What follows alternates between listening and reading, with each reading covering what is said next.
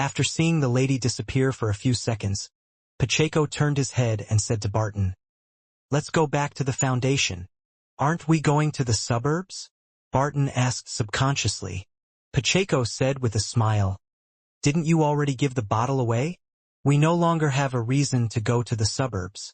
Perhaps his true aim was for us to hand the bottle to the lady of the Tamara family. What he said before were all lies. Of course, this has nothing to do with us. Next, there is no innocent party among them, so it doesn't matter who dies. All we need to do is perform a certain amount of surveillance to prevent their battle from affecting ordinary people. This will be handled by the police, not by the Foundation or the compliance department. Vernal doesn't look like he's capable of this kind of devious plot, Barton mumbled. He didn't ask further and turned to walk out the door. Frankly speaking, returning to the Foundation was the answer he wanted to hear the most. It was just a spur of the moment when he asked if they were heading to the suburbs. It was an old habit he hadn't overcome for many years. After returning to the Foundation, Barton spent the rest of the day feeling rather uneasy. He went through the menial, repetitive routine until evening came. "I originally felt that life was too boring, but I now realize that a monotonous life is so precious. Sigh. I only hope that nothing unexpected happens like in the afternoon. May the Lord bless me." Barton stopped at his doorstep, stretched out his right hand, clenched his fist, and gently struck his left chest. After finishing his prayer, he opened the door and entered. He took off his hat, coat, and handed them over to his wife who had come forward. "What happened to Vernal?" his wife asked carefully. Barton replied calmly in both tone and expression. "He offended some people and was being followed. The police have taken over this matter. In the future, if Vernal visits again, don't let him in. Remember to send someone to inform the police." Barton's wife heaved a sigh of relief when she heard that the police had intervened. "All right." After dinner, Barton played with his children for a while before finding an excuse to go to his study and sit near the window. He needed a private space to completely calm his emotions and walk out of the panic brought about by the incident with Vernal. As such, Barton took out a cigarette from his drawer and put it to his mouth. He wasn't addicted to smoking, but he had to socialize sometimes, so he prepared a pack of cigarettes at home and on his body.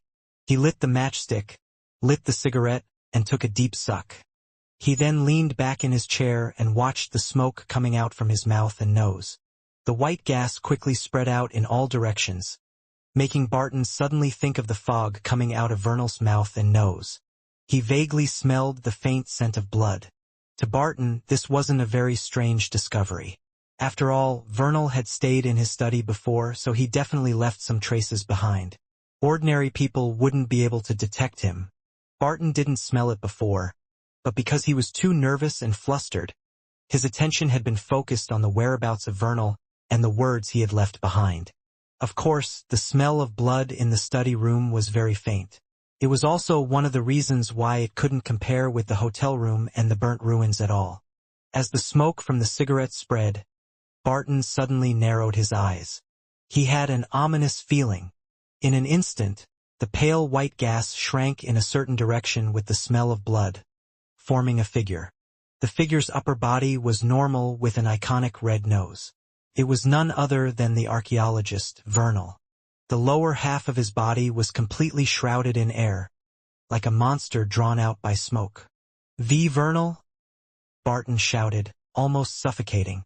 His voice reverberated in the study, unable to penetrate the wall. "Haha! I've already acquired an immortal body. As long as there's still some fog left, I'll be able to come back to life." Vernal burst into laughter. Compared to before, his expression became more and more crazed, and his eyes seemed to be slightly palish white. He was already dead just now? This thought subconsciously flashed across Barton's mind. Then, he forced himself to remain calm and said, "What's the matter?" As he spoke, Barton wanted to stand up on impulse, but sadly he discovered that his body was covered by a cold and thin fog, and he had lost most of his senses. Vernal stopped laughing and looked into Barton's eyes. He said word by word, "You didn't bring that bottle to the suburbs." Although Barton had a rash personality, he knew that he couldn't answer this question directly. He quickly thought of a solution. A few seconds later, he changed the topic before he spoke again. Why did you convert to believing in that entity? Aren't you a loyal believer of the Lord? Vernal fell silent for a moment before his expression gradually became fervent. I've seen an even larger world, a much more vast world. Compared to that, the planet we are currently living on is like a grain of sand in the desert. There are innumerable civilizations, ancient ruins left behind from hundreds of thousands of years, millions of years, or even tens of millions of years ago. This is what the universe looks like. Seeing that his question only made things worse, Barton fell silent. He thought about whether there were any non-sensitive topics that would garner Vernal's interest. He slowly took a deep breath and said, "Other than the altar, what else did you discover at the fourth epic ruin? How much do you know of the Tamara family?" Vernal's eyes lit up. The Tamara family had its coat of arms replaced once. This means that they had encountered something rather major. As he spoke, the archaeologist, who was just an upper half of a body, had extended his right hand. Using the smoke, he drew out two symbols in midair. The first symbol was formed from a layer of brambles, a shield wall, and a long sword that was vertically inserted into them from above. The main part of the second symbol was a pair of double doors that swung open, and the gap in the middle was taken up by the vertical longsword. As a barely famous historian, Barton immediately thought of the words of the Tamara family member. They are them. We are us. Did the Tamara family fracture? Barton blurted out. I thought so, said Vernal, smiling with gratification. Then he leaned close to Barton, his face burning with zeal. Your brain is more tempting than I imagined, and it's the best supplement for me. Relax a little. Your mind will merge with mine, and we can witness those great civilizations together. He looked very weak and eager to recover. Barton's heart thumped wildly, and he tried his best to avoid the other party. But no matter how hard he struggled, his body seemed to freeze. He was unable to move at all. Just as he was about to close his eyes, Barton suddenly felt a sharp pain in his right hand, and he immediately regained consciousness. The pale white fog in front of him and the monster-like Vernal disappeared as if they had never appeared. Barton lowered his head numbly and saw that the cigarette in his right hand had reached its limit, burning his fingers.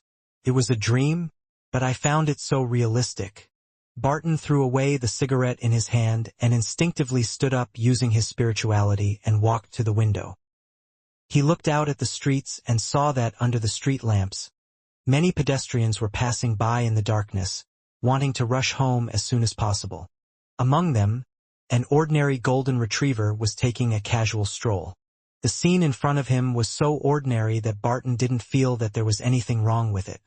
Although he vaguely felt that there was something familiar about it, he didn't think that it was worth puzzling over it. How could a daily scene not be familiar? His gaze shifted as he looked up into the sky.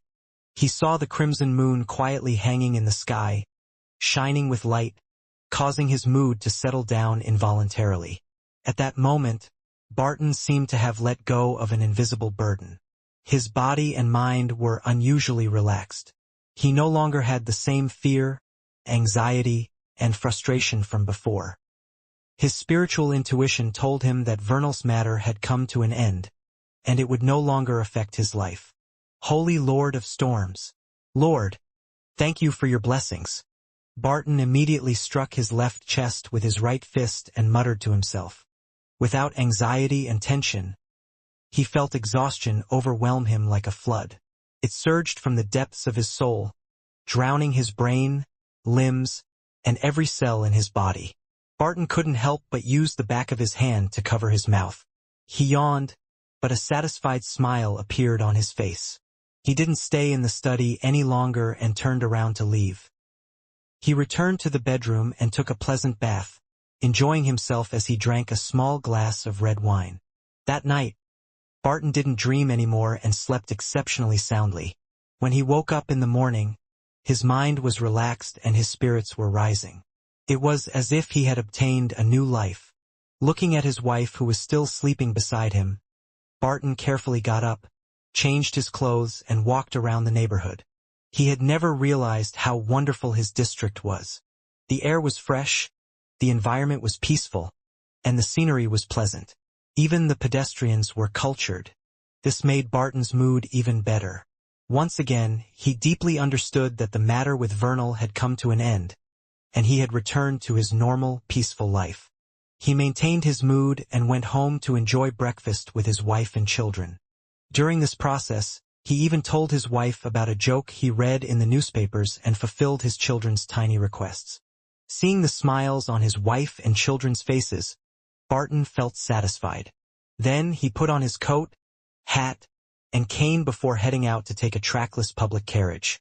He walked all the way to the Lone Relic Search and Preservation Foundation at the periphery of the city. After entering his office, Barton found his usual daily pace. He didn't get right down to work, but prepared the special herbal black tea he had prepared himself.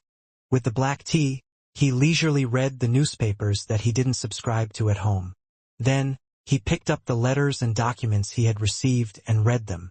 Such a process and pace made him feel exceptionally comfortable. The only difference was that Barton was still a little worried about receiving yet another letter from Vernal. However, this concern didn't turn into a reality. About 15 minutes later, someone knocked on his office door. "Please come in."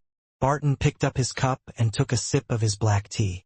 The person who entered was the ordinary-looking deputy director of the compliance department, Pacheco Duane, who didn't have any characteristics that stood out but still managed to give off a warm and friendly vibe. "Did you sleep well last night?" asked Pacheco as he stood at the door. "Excellent." Barton didn't hide anything. Pacheco nodded and smiled. "Seems like you've really gotten rid of the effects from this matter." Barton didn't mention the nightmare he had had. Instead, he asked, "What about you?" "I also slept very well," Pacheco replied with a smile. "The police have already taken over this matter. It said that they found Vernal last night. Unfortunately, he apparently encountered some misfortune. Poor soul. I hope he can rest in peace." Barton didn't pray that the Lord would protect him, because Vernal had already abandoned his faith in the Lord of Storms. If there were really any blessings to be bestowed, then it would definitely be lightning blasts and storms. With that said, he thought of the help that Pacheco had provided and his friendly attitude. He said, "Shall we have lunch together later?" "Are you treating?" asked Pacheco with a smile. "Of course. It's a pleasure to meet a friend like you." Barton stood up and bowed gentlemanly.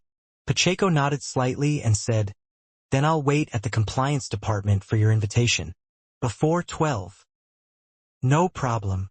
Apart from being grateful to him, Barton also felt that knowing the deputy director of the compliance department would be a great help to his future work. Furthermore, he believed that Pacheco was just like him. In some aspects, he was stronger than the average person. After seeing Pacheco leave his office, Barton sat down again, silently and slowly exhaling. As an ordinary person with a normal IQ, he could tell that the matters regarding Vernal were very strange. It involved the problems of mysticism and religion. In addition, he was actually very interested in the details of the Tamara family's fracturing and the secret history of the Fourth Epoch, and the details to which Vernal had encountered. However, he knew that he couldn't probe further. It was thanks to the great luck of an ordinary person for him to be able to see the tip of the iceberg without dying. If he wanted to figure out the situation beneath the water surface, he would definitely drown to death. The past archaeological expedition made Barton not dare to take the risk, nor did he want to take any risks. To him, curiosity was probably the most worthless thing. After pondering for a while, Barton continued his work. When it was almost noon, he tidied the items on the table and picked up the coat and top hat hanging on the clothes rack. He left the office and walked to the door of the compliance department. Knock, knock, knock. Barton knocked on the wooden door in front of him. Soon, Pacheco opened the door and glanced at Barton. "Give me another 5 minutes. I still have some matters to settle." "No problem." Barton didn't mind at all. "Come on in and wait," Pacheco said casually. Barton didn't stand on ceremony. He walked into the compliance department and found a chair to sit down. As his gaze moved, he realized that there were about 6 to 7 members in the compliance department. Just then, he heard someone knocking on the door. Without waiting for the employees of the compliance department to get up, the door creaked open. The first to enter was the vice president of the Lone Relic Search and Preservation Foundation. He was a lively old man. He looked around and paused for a second before saying, "Seems like everyone is here. Let me introduce you to a new colleague." As he spoke, the vice president took a few steps forward, revealing the new employee of the compliance department behind him. She was a woman in her 20s. She had a high nose bridge and a pair of moist, full lips. Her eyes were dark gray and her face was pretty. She wore a common blue dress. However, there was no expression on her face. She didn't look like a real person. She looked more like a wax statue.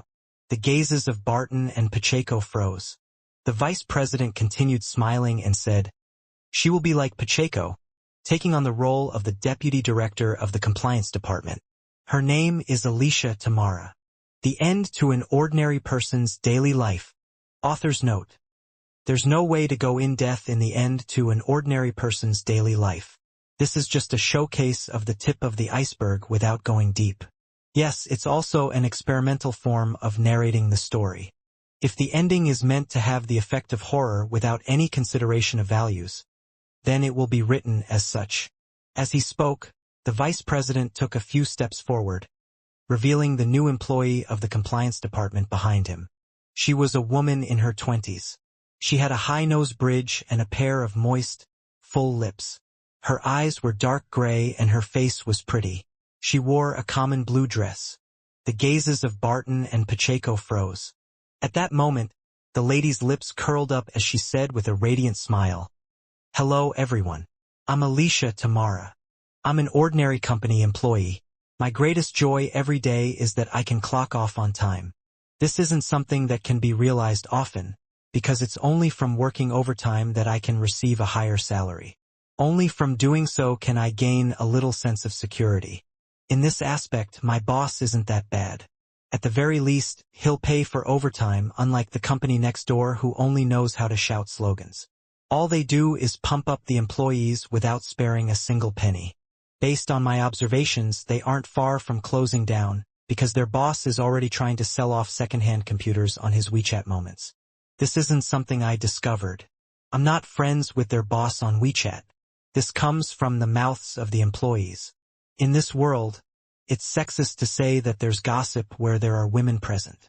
Instead, there's gossip wherever there are people. Of course, I don't have absolute confidence in those words. There was once a time when a dog and a cat made me feel that they were watching us humans with amusement and gossiping. Just like now, the golden retriever that always appears near my office building is sitting at the entrance. Seriously, looking at the grooming of its fur, it doesn't look like it doesn't have a master. How can someone walk a dog without a leash? This kind of person shouldn't be rearing pets. They have no morals at all. There's a necklace around its neck, a rope, and the end of the rope is in its mouth. As I mumble, I recall of an emoticon that has been trending online. It has strong self-control. I snort and cast my eyes beyond the glass doors.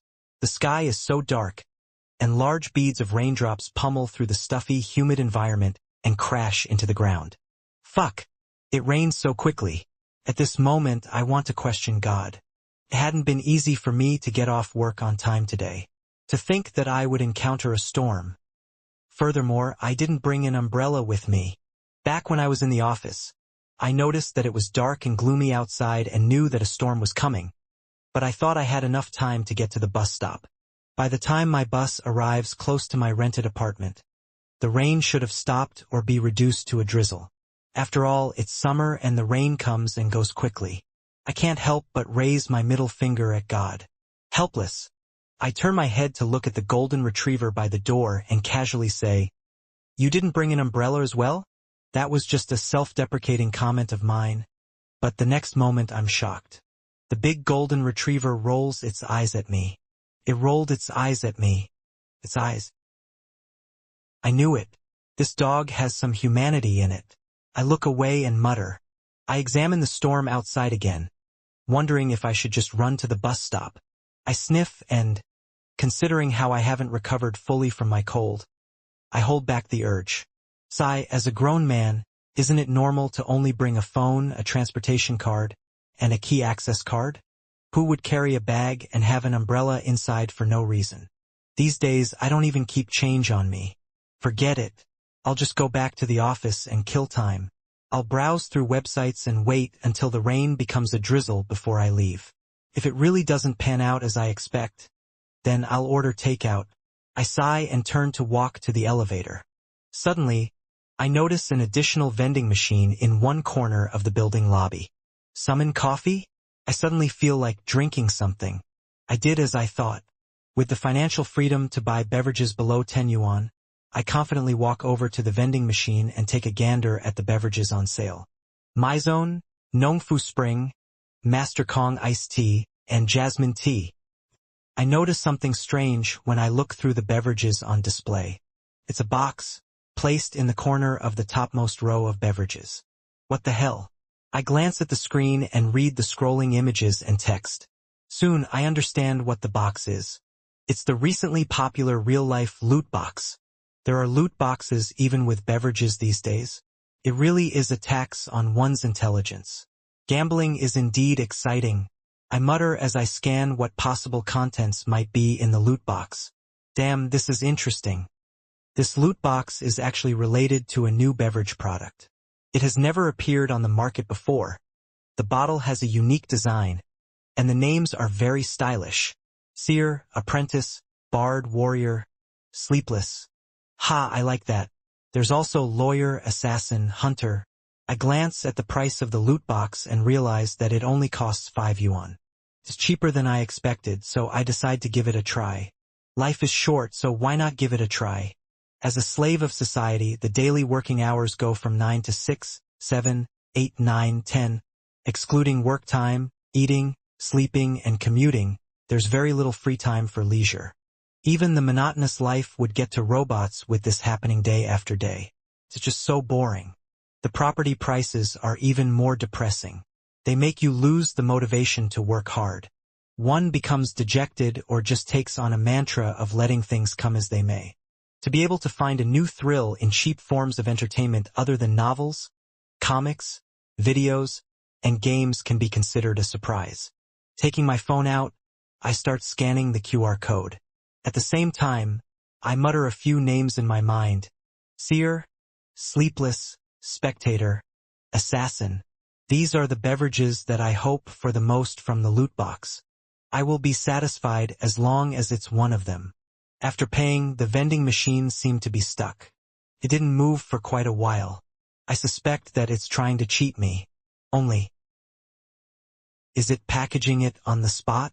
I complain as I seriously consider making a complaint. At this moment, the vending machine finally showed signs of movement. The loot box is pushed out and falls to the dispenser with a thud. It's time to witness a miracle. I bend down and push open the sliding panel of the dispenser and pull out the loot box that I really can't consider exquisitely packaged. After I quickly open the box, I see a bottle wrapped in coiled snakes. Based on what I saw on the screen, I'm able to recognize which drink it is. As an Assassin's Creed gamer, this is an outcome I've been looking forward to. Assassin. Nice. I can't help but snap my fingers with my free hand. As someone who has never even won a consolation prize, to be able to get a beverage I wanted is simply exciting. Furthermore, the most important thing is that I only spent 5 yuan. Otherwise, I'll definitely hit it trying it 10 times in a row. I need to keep this bottle well. I put away my phone, open the can, and take a mouthful of the beverage. In the next second, my head suddenly turns a little numb. I feel like everything around me has become abnormally blurry, and my entire body becomes light as though I'm about to turn into a feather. In this strange feeling, I vaguely hear muffled ravings that sound like fingernails scratching a blackboard. The taste of a demoness ain't bad. The taste of a demoness ain't bad. The taste of a demoness ain't bad. This brings an indescribable pain, and I lose all my ability to think. By the time the torture ends, I can't remember what happened towards the end, but I know that my face must have been very twisted and hideous. Fuck. What the hell is this beverage?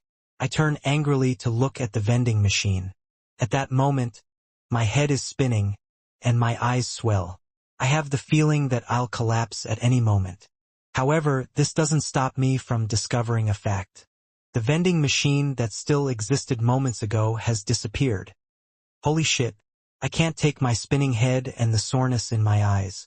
I quickly remove my glasses and prepare to squeeze my nose bridge. However, just as I take off my glasses, everything returns to normal. My head doesn't spin and my eyes no longer ache. My vision remains clear, clearer than even before my myopia. I scan my surroundings, and every detail is reflected in my eyes. Even a dozen meters away, a mosquito silently suspended on a black stone is vividly clear. I've recovered from my short-sightedness? That bout of fainting was because of the glasses? I glance around once more, and for some reason, I feel that my vision has exceeded that of a normal person's. As I try hard to recall, I gradually come to a realization. I can change part of my body structure for a short amount of time. I can obtain feather-like lightness. Even if I jump from high above, I won't be hurt. A hawk-like vision that allows me to see through the darkness. I'm good at hiding in the shadows. My steps are nimble and my body is agile. The instantaneous strength I can release is tremendous. I can concentrate all my strength into a single strike.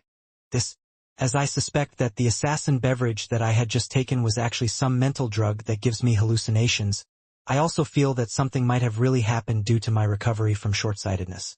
I put on my glasses again and realize that it does leave me faint. No way this is real. The vending machine is gone. It was still there a moment ago. Did I have a fortuitous encounter? I cast my gaze out of the lobby and see people carrying umbrellas or have their backpacks raised in the heavy rain, running about in a hurry. Before this, I could only barely see silhouettes in this scene, but now, I can confirm the features of every pedestrian. Of course, the prerequisite is that they aren't wearing face masks. A fortuitous encounter. Don't tell me it's really a fortuitous encounter. I would occasionally fantasize about having a fortuitous encounter. For example, striking lottery worth 10 to 20 million yuan. But I never expected such a day. Moreover, it's the assassin ability that I wanted the most. Even if it's fake, just healing my short-sightedness makes me give this fortuitous encounter full marks. I control my excitement and joy and carefully examine my body. After confirming that there's nothing wrong with it, I close my eyes and mutter to myself, "Thank you, God. Thank you, vending machine. Thank you, loot box." I have to find a place to test the leap of faith. I've recovered from my cold too. I'll think further about it after the rain stops. I look around again, eager to test what it means to have dexterous steps, agility, and explosive power. Of course, as a normal person with regular intelligence, I know that I should avoid others in times like this, lest I expose my fortuitous encounter and create a series of unknown developments. At this moment, due to the heavy rain, the people inside the building either have to work overtime or have already left. Those without umbrellas either have realized the reality of things or haven't left the office. They either return to the office or bravely run to the bus stop. Therefore, other than the two security guards who have their backs to me, there's no one else in the lobby. I can give it a try. Yes, there's a dog. So what if I'm seen by a dog? It doesn't understand anything. Would it be able to tell anyone? I immediately widen my pace and run toward the elevator. I can feel the changes in my body. Using a machine as an analogy, my body used to be a rusted machine that had been soaked in water. Now it was a new, lubricated machine. A few steps later, I suddenly remember something. Previously, several companies in the building had been a victim of theft. Through the surveillance cameras, the police found the criminal. In other words, there are surveillance cameras in the lobby, and my every move is being monitored. Bear with it. Bear with it. I stop my attempts and turn back to look at the spots where there might be cameras. My gaze sweeps across the huge golden retriever at the door. It's still impassively looking at the rain outside. I'll wait till I get home. I let out a slow sigh, hold my glasses, and head for the elevator. I heard from my gossiping colleagues at the company that the theft was done by a young rag-and-bone man from nearby. In the past, this guy was the son of a rich man. Later on, his family waned, and he could only make a living being a rag-and-bone man. However, the police never found him. I take the elevator and go back to the 10th floor. My mind is filled with how to be an assassin hiding in the city's shadows. Only nothing is true. Everything is permitted. I mutter a few slogans and exit the elevator. Glancing around, I see a figure standing by the window at the elevator lobby. He has rare, long silver hair. His features are very distinctive, so I recognize him. He's the vice president of the company next door, whose surname is Wu. Of course, this might only be his Chinese surname, because he's either a foreigner or a mixed blood. It's such a pity that this guy isn't an idol. He's so good-looking that even the girls in our company often try to coincidentally bump into him. They give him flowers and food. It's like he has everything easy in the game of life. The boss next door really has bad taste. With such an employee, I'd have long changed to running an entertainment company. I don't know what the company next door is busy with every day. Until today, I don't even know what they do. All of them are garrulous, completely unlike Roseanne when she's joking. They're probably doing multi-level marketing, right? I quickly retract my gaze and not greet him. After all, we're not familiar with each other. But just at this moment, I see that guy turn around and walk over. Under normal circumstances, I wouldn't be nervous if the vice president from next door came to me. After all, I'm not under his jurisdiction. And I'm not a girl either. My sexual orientation is very normal. No matter how good he looks, it has nothing to do with me. I'm even a little jealous. But now, I've just drunk a bottle of some strange beverage of unknown origins and obtained the abilities of an assassin I've been dreaming of. No matter who comes near me, I can't help but feel uneasy, afraid that others might discover my secret. At this moment, the silver-haired guy stops in front of me and says coldly, "Do you have a lighter?" This isn't an attitude a person should have when asking someone for help. Why are you looking at someone like you're looking at an object? Also, the greatest hobby of youngsters nowadays is to stay up late instead of smoking. Why would I bring a lighter with me? No, I shake my head. At the same time, I sigh inwardly. If the female colleagues in my company find out that the handsome vice president next door smokes, they would definitely have their fantasies crushed. This vice president's appearance and temperament easily makes one believe he's some untainted immortal. It's impossible to associate him with vices like smoking. With this in mind, I can't help but ask casually, "Smoking?" The vice president, who has long silver hair and a beautiful face, raises his right hand, revealing a cigarette between his fingers. "People are under the impression that you don't smoke." I reply with a smile. As a slave of society, it's normal for me not to be afraid of the vice president of the company next door. However, ensuring a cordial relationship is almost definite. After all, one has no idea when they will need to job hop and become their subordinate. Having one more friend means one more outlet. Of course, if this gentleman keeps staying in the company next door, then I won't consider such matters. I don't want to enter a weirdo company that just yells slogans 800 times a day. However, if they're willing to pay me a salary of more than 30,000 yuan a month, I dare say that I'll jump ship today. This is the business world, and the first principle is to not go against money. Anyway, as long as I don't violate the law and do not commit crimes, what's wrong with shouting slogans? If I get paid 100 yuan with every shout, I can shout until I make the company go bankrupt. Hearing my words, the vice president seems to fall silent for a moment before saying, "A friend of mine taught me, when it comes to vices like smoking, who doesn't get introduced to it by friends? Only a small number of parents will lead their children astray." Just as I lampoon inwardly, the vice president next door says in fluent Mandarin, "He's been dead for many years." "I'm sorry," I respond reflexively. After that, I find it strange. Why are you telling me this? This vice president doesn't look too smart. Since we aren't familiar with each other, I exchange a few pleasantries and stop. I'm too lazy to bother. I point to the corridor leading to my workplace. I have matters to tend to. The vice president nods without any change in expression. He turns around and walks back to the window by the elevator lobby, as if he's watching the rainy scene below. I leave the elevator lobby and take a right turn into my workplace and head to the office where my department is located. They're all gone. They took all the umbrellas? I switch on the lights and scan the room. That's right. It hadn't rained when clocking off at regular hours. I left 10 minutes later and happened to be caught in the rain. Seeing that there was no one in the office, my thoughts became active.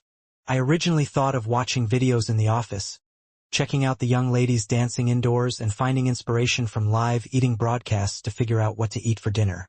But now, I'm very restless, and I want to test out the various abilities of an assassin. Among them, the thing that attracts me the most is leap of faith, no feather drop spell. No, that's not right either. Who knows what it's called? In short, it's the ability to temporarily change my body structure and land on the ground like a light feather. This is undoubtedly the most surreal ability of assassins. Of course, it is also equally important to me that I've had my short-sightedness cured and gained excellent vision. I have to give it a try. I slip my glasses into my pocket and dash to the side window of the big office. It faces a small alley. There's a refuse room that's erected there, and no one usually walks past it, let alone when it's heavily raining now. 10 stories, an empty alley. Is the best place to test the leap of faith. I open the window and cast my gaze down. There are no signs of any pedestrians in the heavy rain. The roads are bleak and gloomy. It's dark everywhere. The refuse room looks like a small hand could cover it from the 10th floor. Forget it. It's better to find somewhere lower for the first test. Just as I reveal an embarrassed and polite smile, I hear a voice behind me. What are you doing? Startled, I turn quickly. Then I see my boss. He had walked into the large office with one hand in his pocket at some point in time. He's looking at me. Mr. Huang, I'm checking to see if the rain has stopped. I quickly think of one reason. My president's surname is Huang, with the first name Tao, a very handsome, fashionable man. At the same time, he's a strange man who became a father at the age of 18. His daughter has already started college this year. He's only 36 years old and is still swimming through the gals. He stays on the periphery amidst the embrace of news anchors and actresses. CEO Huang doesn't seem to have any doubts about my reason. He nods and says, "You didn't bring an umbrella? The more you live, the younger you become." Glancing at the president's hair, which had been dyed chestnut, I honestly reply, "Don't have such a habit." CEO Huang lifts his hand and strokes his chin. "I have a few spare umbrellas in my office. Come over and take one." "You prepared so many?" I ask in a respectful tone. After all, he's the one paying my salary, and it's quite sizable. CEO Huang smiles and says, "It's from the few ladies from before. As you know, they always like to bring umbrellas with them. You've extended the battlefield of your flings to the office? Didn't you say that the thing you're afraid of the most is letting your daughter know about this? Doesn't your daughter visit your office every week?" I'm first left surprised before nodding. "All right." CEO Huang doesn't say anything else as he turns and walks towards the door. The way he's standing and how his body is posed gives me a strange feeling. I believe that if I were to seize this opportunity and unleash my full strength, I'll definitely be able to backstab him. Is this an assassin's instinct? Just as I have this thought, I see CEO Huang stop in his tracks and turn his head back. Did he sense my ill intent? My body stiffens. CEO Huang seems to be deep in thought as he slowly asks, "How's your accent?" "Passable," I mutter carelessly. CEO Huang nods. "Help me pick up a VIP at the airport tomorrow morning. I'll get old AI to send you the details." "Okay." I don't dare to say no. After agreeing, I ask, "Mr. Huang, the VIP is a foreigner?" "Yes." CEO Huang gives an affirmative reply. At the mention of this topic, I can't help but ask, "Mr. Huang, why are there so many foreigners around us? We even have to come up with a foreign name in the company." CEO Huang leans back slightly and says, "What is an international metropolitan city? This is it." After borrowing an umbrella from CEO Huang, I decided to immediately leave the company and return to my rented apartment. I plan on testing out my newfound assassin powers in what's considered the safest environment. I live in those old districts that haven't been spruced up. I spend nearly an hour commuting via public transport. The place is filled with old and shabby houses. It's completely different from the high-end buildings found in the new city districts. But living here is more convenient. Besides, the rent is quite cheap. Since I'm clocked off on the dot today, and there wasn't much of a delay during the journey back and forth, it's still not yet 6 o'clock. Even if I settle my dinner near my neighborhood, I'll arrive home before 7 o'clock. It's in line with the habits of a modern person. Therefore, I didn't consider settling my dinner near the office. Instead, I rushed to the bus stop with my umbrella. This umbrella is colorful, and it has rabbit ears on it. It really isn't suitable for a stealthy man like me. I look up and run out the door. One has to bow when under the umbrella after all. By now, the storm has gone on for about 10 minutes, and the ground is beginning to pond. If it were in the past, I would have stepped into a puddle and stained my shoes and pants with dirt and mud. But now my feet are deft, sharp, accurate, and each step is light. I manage to keep my pants and shoes clean in the rain. As expected of an assassin, I glance at the bus stop that's just a few feet away from me. Just as I'm about to cross the non-motor vehicle lane, I suddenly see a man walk past me without an umbrella or raincoat. His hair is already wet under the heavy rain. His clothes cling to his body as they droop down, water streaming down continuously. His image is so pathetic, yet his posture remains so relaxed. He isn't running at all. All he does is keep his hands in his pockets as he strolls forward. Impressive. Due to the rain and the dark sky, I'm unable to discern his face clearly. I only watch him walk past me, perhaps sensing my gaze. The man suddenly takes out a cigarette from his pocket and puts it in his mouth. He mutters softly, "Wimp." I dig my ear with my empty right hand. Who is he talking about? Forget it, I won't argue with a lunatic. I'm in a good mood today. I ignore the man, step up to the bus stop platform, and wait for my bus to arrive. My luck isn't bad. It takes about a minute before bus 35 arrives. Taking out my travel card, I close the umbrella and rush forward. Hearing the beep, I suddenly feel a little emotional. If only the travel card can be stored on my phone's NFC, it would be more convenient. I only need to bring my phone when I'm out. Door locks, the subway, and public buses can all be resolved through my cell phone. If I switch my door lock to a fingerprint one, I don't even need to bring my keys with me. That's what I call convenience. As I think about it, I find a seat. Perhaps due to the heavy rain and that it's sometime after peak hour, there are still quite a few empty seats left on the usually crowded bus. Unfortunately, the prerequisite for switching to a fingerprint lock is for me to have my own house. My fantasy is defeated by cold reality.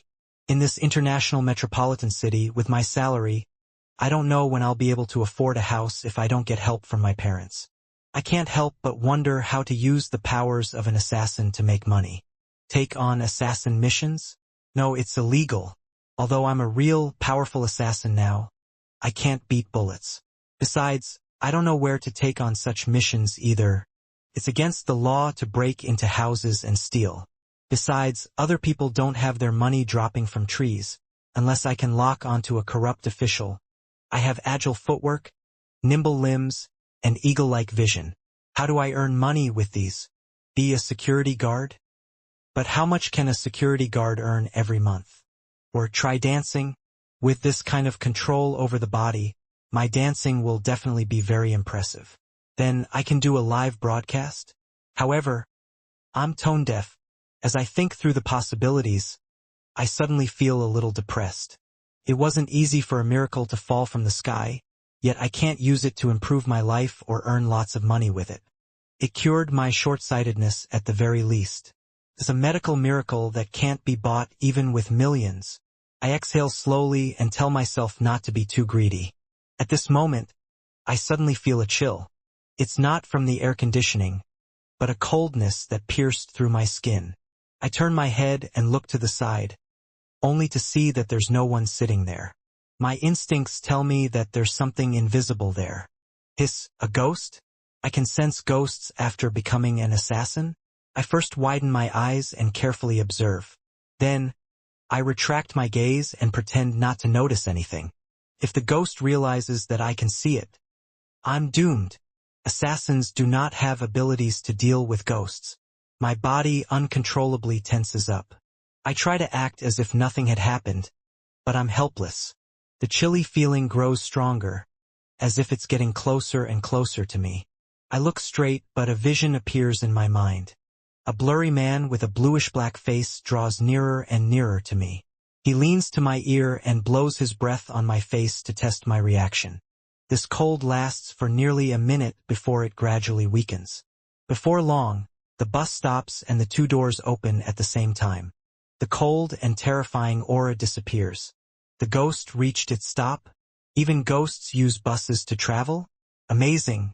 I relax and have a better understanding of the changes in my body. I'm not surprised that there are ghosts because I have become an assassin. Everything is possible. The bus stops along the way and I arrived at Onkong North Road 50 minutes later. My rental apartment is nearby. Since the storm has stopped, I don't use the umbrella. I get off the bus and go straight for the place I had planned on eating while on the bus. Yuzhou Stir Fry. There are many old shops in this old district that serve delicious food at cheap prices. This is one of them.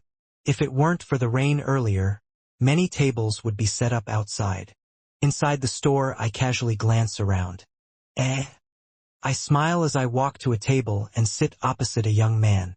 He ordered only a bowl of yusiang shredded pork and white rice. He's looking at his phone while eating with full focus. Not on a date? I rap the table, startling the guy opposite me. He's my childhood friend, Peng Deng. Recently, he's also been working in this international metropolitan city. As I helped him find a place to live, we ended up living very close to each other. It's all in the same neighborhood. Only, how can I have a date when the weather is so bad? Peng Deng looks up at me. He doesn't put down his phone and asks, "Want to play some ranked matches tonight?" I'm not free. I have no intention of playing games right now. I just want to try the leap of faith. Peng Deng studies me intently for a few seconds. You have a girlfriend? I hope so too. I turn my head to the boss. 1 stir-fried sliced beef, 1 tomato-fried egg soup, and a bottle of Coke. When something good befalls one, celebrations are in order. Upon hearing my reply, Peng Deng lowered his head again. As he looks at his phone, he feeds himself and casually asks, "What else is there after work? Don't you work overtime if something's up?" Good question. I lean the umbrella and seriously think of an excuse. Peng Deng is a typical smartphone zombie who doesn't even focus on eating. Most of his attention is on his cell phone, but he's actually a very sharp person. He's good at capturing details and can always easily see through my lies. Of course, most of those lies were a product of not putting enough thought into it. They're more like jokes. I can't tell him that I'm trying to jump off a building, right? After some thought, I wrap the table. My boss wants me to pick up a foreign guest at the airport tomorrow, and he'll only give me the details at night. I'll have to make some preparations. I need to practice my accent and contact a driver to confirm the schedule. It's plenty of work. Yeah. Peng Deng takes a bite of rice and the meat shreds before swallowing it. Then, he asks with a smile, "The Casanova boss you mentioned before?" I never said that.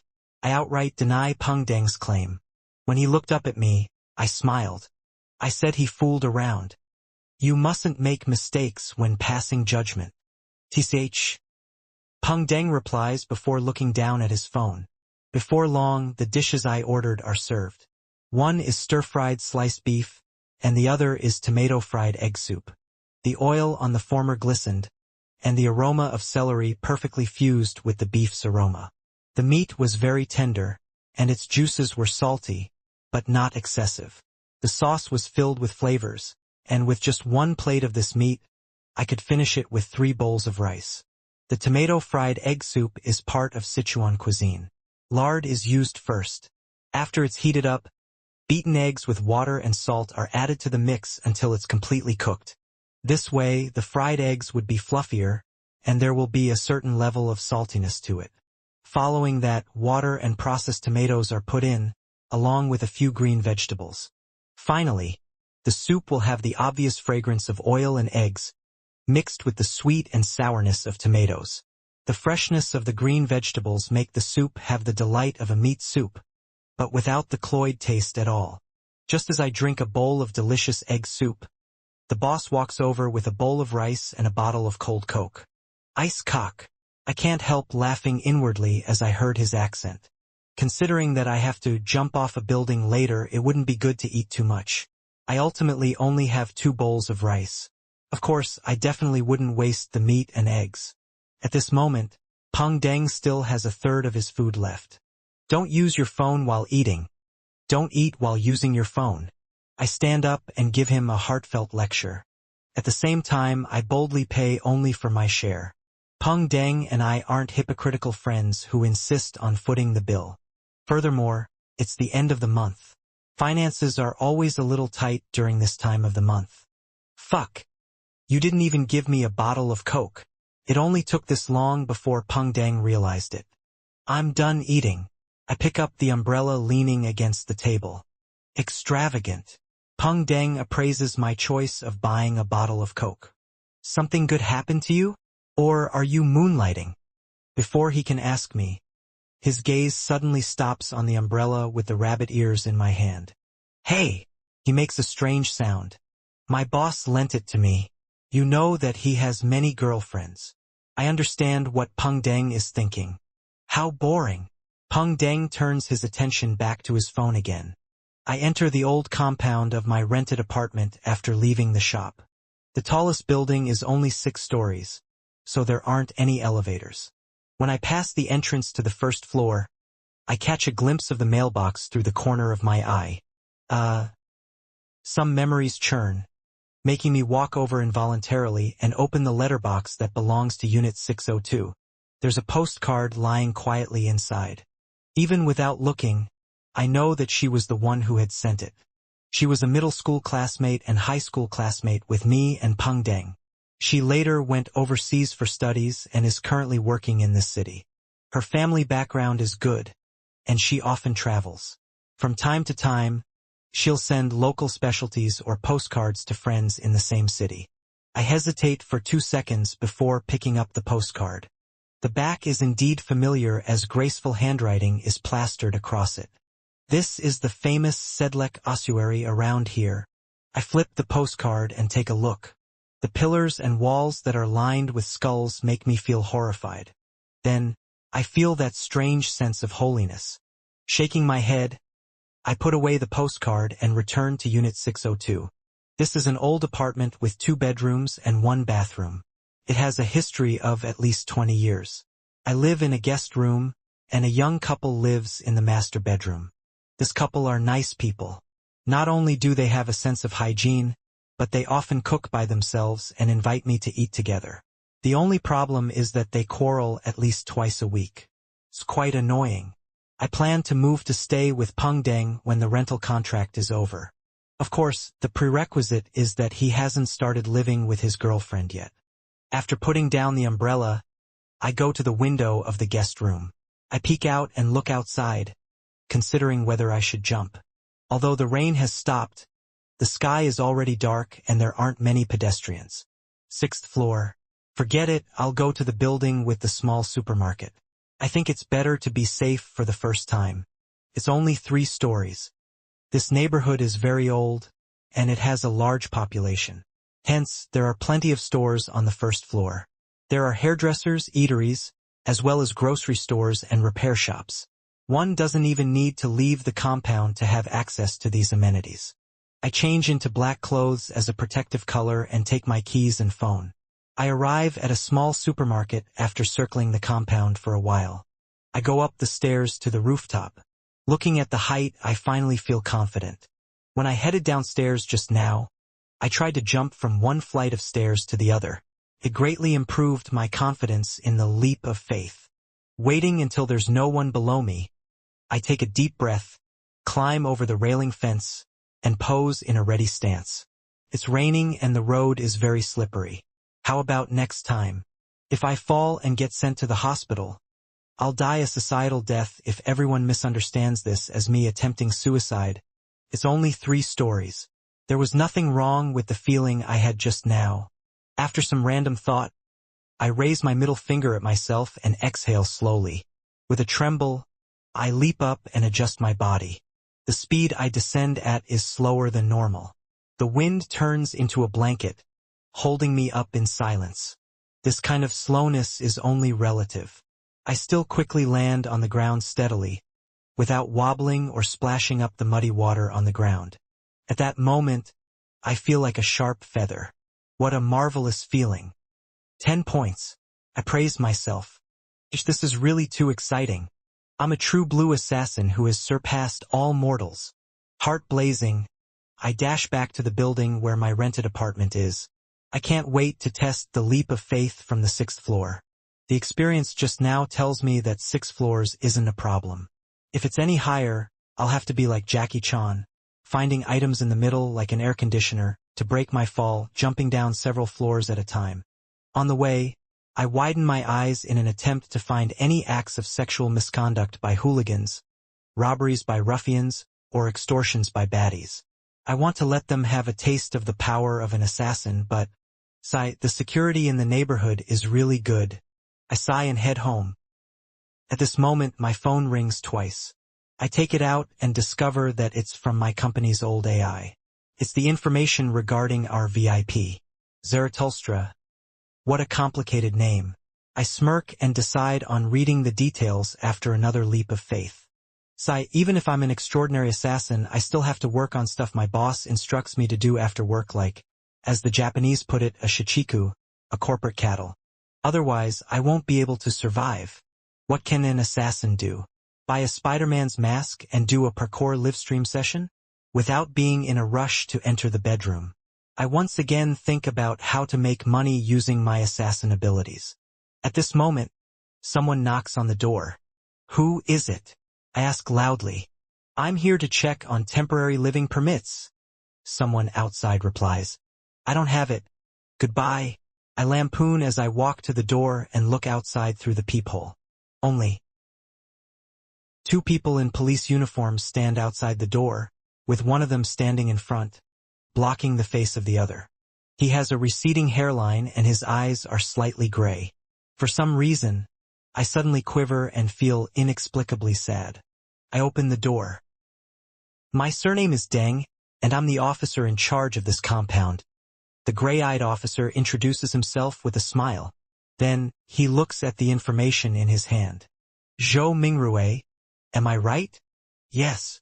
For some reason, I'm restrained and a little sad. It's almost indescribable. It's as if someone had punched my nose. My eyes are sore and I'm about to cry. I can understand the restraint. Apart from a few people, most ordinary people would definitely be rather cautious when facing the police. I'm no exception. But why do I have the sudden urge to cry? These emotional changes and fluctuations are beyond my expectations. From what I know, such a situation wouldn't even happen to an extremely sensitive artistic youth. Could this be the side effects of the assassin potion? Is this the price for obtaining superpowers? I blink and control my emotions. Then, I hear Officer Deng say, "Your temporary living permit." Before he can finish, another officer whispers, "Captain, it's called a residence permit now. You've forgotten again." Yes, I forgot. Officer Deng wasn't embarrassed at all. He smiled and said to me, "Where's your residence permit?" I didn't apply for it. I didn't lie, nor do I wish to lie. This won't do. Officer Deng shook his head. Although we won't do anything to you because you don't have a residence permit, this is still rather important. Before you become a permanent resident here, if your child wants to study in a public kindergarten here, a residence permit is required. I don't even have a girlfriend. I smirk forcefully but politely again. Needless to say, I don't have children. Even for you as an individual, a residence permit is very important. As you know, it's very difficult to settle down in our city. Apart from special talents that we let in or people who take different paths, your residence permit under normal circumstances needs a few years. Anyway, it's a few years before you're qualified to apply for settlement. This is as important as paying for Social Security. Officer Deng added. This makes me feel the concern of an elder. I don't argue with him and nod. Yes, I'll get it done this week. Officer Deng smiled and said, opposite to your compound is a police station that can help you in the residential application. He then looks at me. By the way, in the past 2 to 3 months, an illegal religion has been illegally proselytizing in the city. They also use the classic multi-level marketing techniques. They use more modern terms like a fully automatic wishing machine to entice ordinary people to walk the path of evil. If you encounter them, make sure to be careful and remember to report it to us. Fully automatic wishing machine. My heart skips a beat at the mention of it. It sounds very similar to a vending machine. However, no one tried to proselytize to me back then. Okay. I don't dare to show any hesitation. I think for a second before answering. Thank you for your cooperation. Officer Deng doesn't say anything else as he smiles and puts away the tiny notebook in his hand. Just as he turns around halfway, he suddenly stops. By the way, I forgot something. For some reason, my eyes blur upon hearing that. It's a joint tenancy, right? Who's living in the other room? Officer Deng asks in a mellow voice. I close my eyes and calm my fluctuating emotions. It's a couple. A lady with the surname Sia and her overseas boyfriend. I see. Officer Deng nods. Remember to remind them to register their residence. All right. I watch as Officer Deng turns around. Only then do I see the officer standing behind him. His black hair and green eyes make him look like a celebrity. Green eyes? He's mixed blood? Or is he wearing colored contacts? I mumble inwardly. The green-eyed officer looks at me for a few seconds before suddenly smiling. That evil cult's means are more secretive than you can imagine. It's very hard to defend against them. At times, you won't need to pay any price to benefit from them. But believe me, you will definitely suffer immensely in the future. My heart palpitates when I hear this fellow. I recall the assassin potion and the leap of faith I obtained. I got it for 5 yuan. Could it really be that cult? What do they want from me after giving me superpowers? I understand. I'll make a report. I try hard not to show my fear as I reply to the green-eyed police officer. After sending them off, I return to the cramped guest room and sit down on the bed. I face the computer desk as I contemplate over what happened today. It doesn't make much sense. If that vending machine really was created by that cult, there's no need for them to hide. If they give every believer a bottle like the assassin beverage, then they can rule the world. Perhaps there are restrictions, but an organization that can obtain superpowers is definitely not simple. It's not something the likes of ordinary cults can achieve. But what's the point of giving me superpowers? To get a fighter? It's not like I'd go. If they dare to look for me, I'll dare to call the police. Money? I'm just from an ordinary family in a small city. Although my family has a place to stay, in order to provide for my other 2 siblings, my parents haven't managed to save up much money. It wasn't until Benson and I started working that our family situation improved slightly. After some thought, I pick up my phone and tap open WeChat.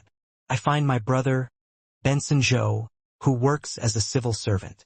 B, did you offend anyone recently? I send a message. B is the nickname I gave Benson. It stems from the B in his name since he's balding. Who can I offend? Very quickly, Benson replies, I'm just a puny civil servant. I work cautiously every day, and I'm not a politician. I don't even serve the public at a window. Who can I offend? Before I can respond, he sends another message. What's wrong? What happened? I encountered something that I suspect to be fraud, but I don't have anything worth being scammed of. I reason. Benson replies one line at a time. No matter how poor a person is, there's still value in scamming them. Who doesn't have any friends or family? If you don't have money, can't you borrow it? Borrow from the people around you or on the internet. Get all kinds of microloans and that adds up to a huge sum. Besides, you still have your body. Can't you sell your kidney, cornea, and blood? Besides, there are many female clubs nowadays. Who knows which customer would like your type? WTF? Stop scaring me. After sending this text, I quickly add, thankfully I didn't take the hit. I don't want Benson to worry about my drinking of the assassin beverage. I have to be careful. I need to immediately make a report to the police for any abnormalities around me. After chatting for a while, Benson reminds me, anyway, don't be greedy. Also, Sasa will be here before school starts. Remember to pick her up. Got it. I send him a popular emoji. It's a monocle-wearing emoji, face with monocle. After ending the conversation, I lose the urge to continue attempting the leap of faith. I sit by the bed, feeling a little frightened and worried. After a while, I subconsciously pick up my phone and look at WeChat and QQ. Among them, one of the QQ group chats has plenty of messages. It was a group that I built because we play horror and mystery games. It's called the Tarot Club, and it's filled with other netizens. I take a quick scan at it and see someone named the Star send a message. Everyone be careful. A mysterious cult has appeared. Cult? My attention is immediately drawn to this word. What has a cult got to do with us? A group member named Judgment asks. Mysterious? How mysterious?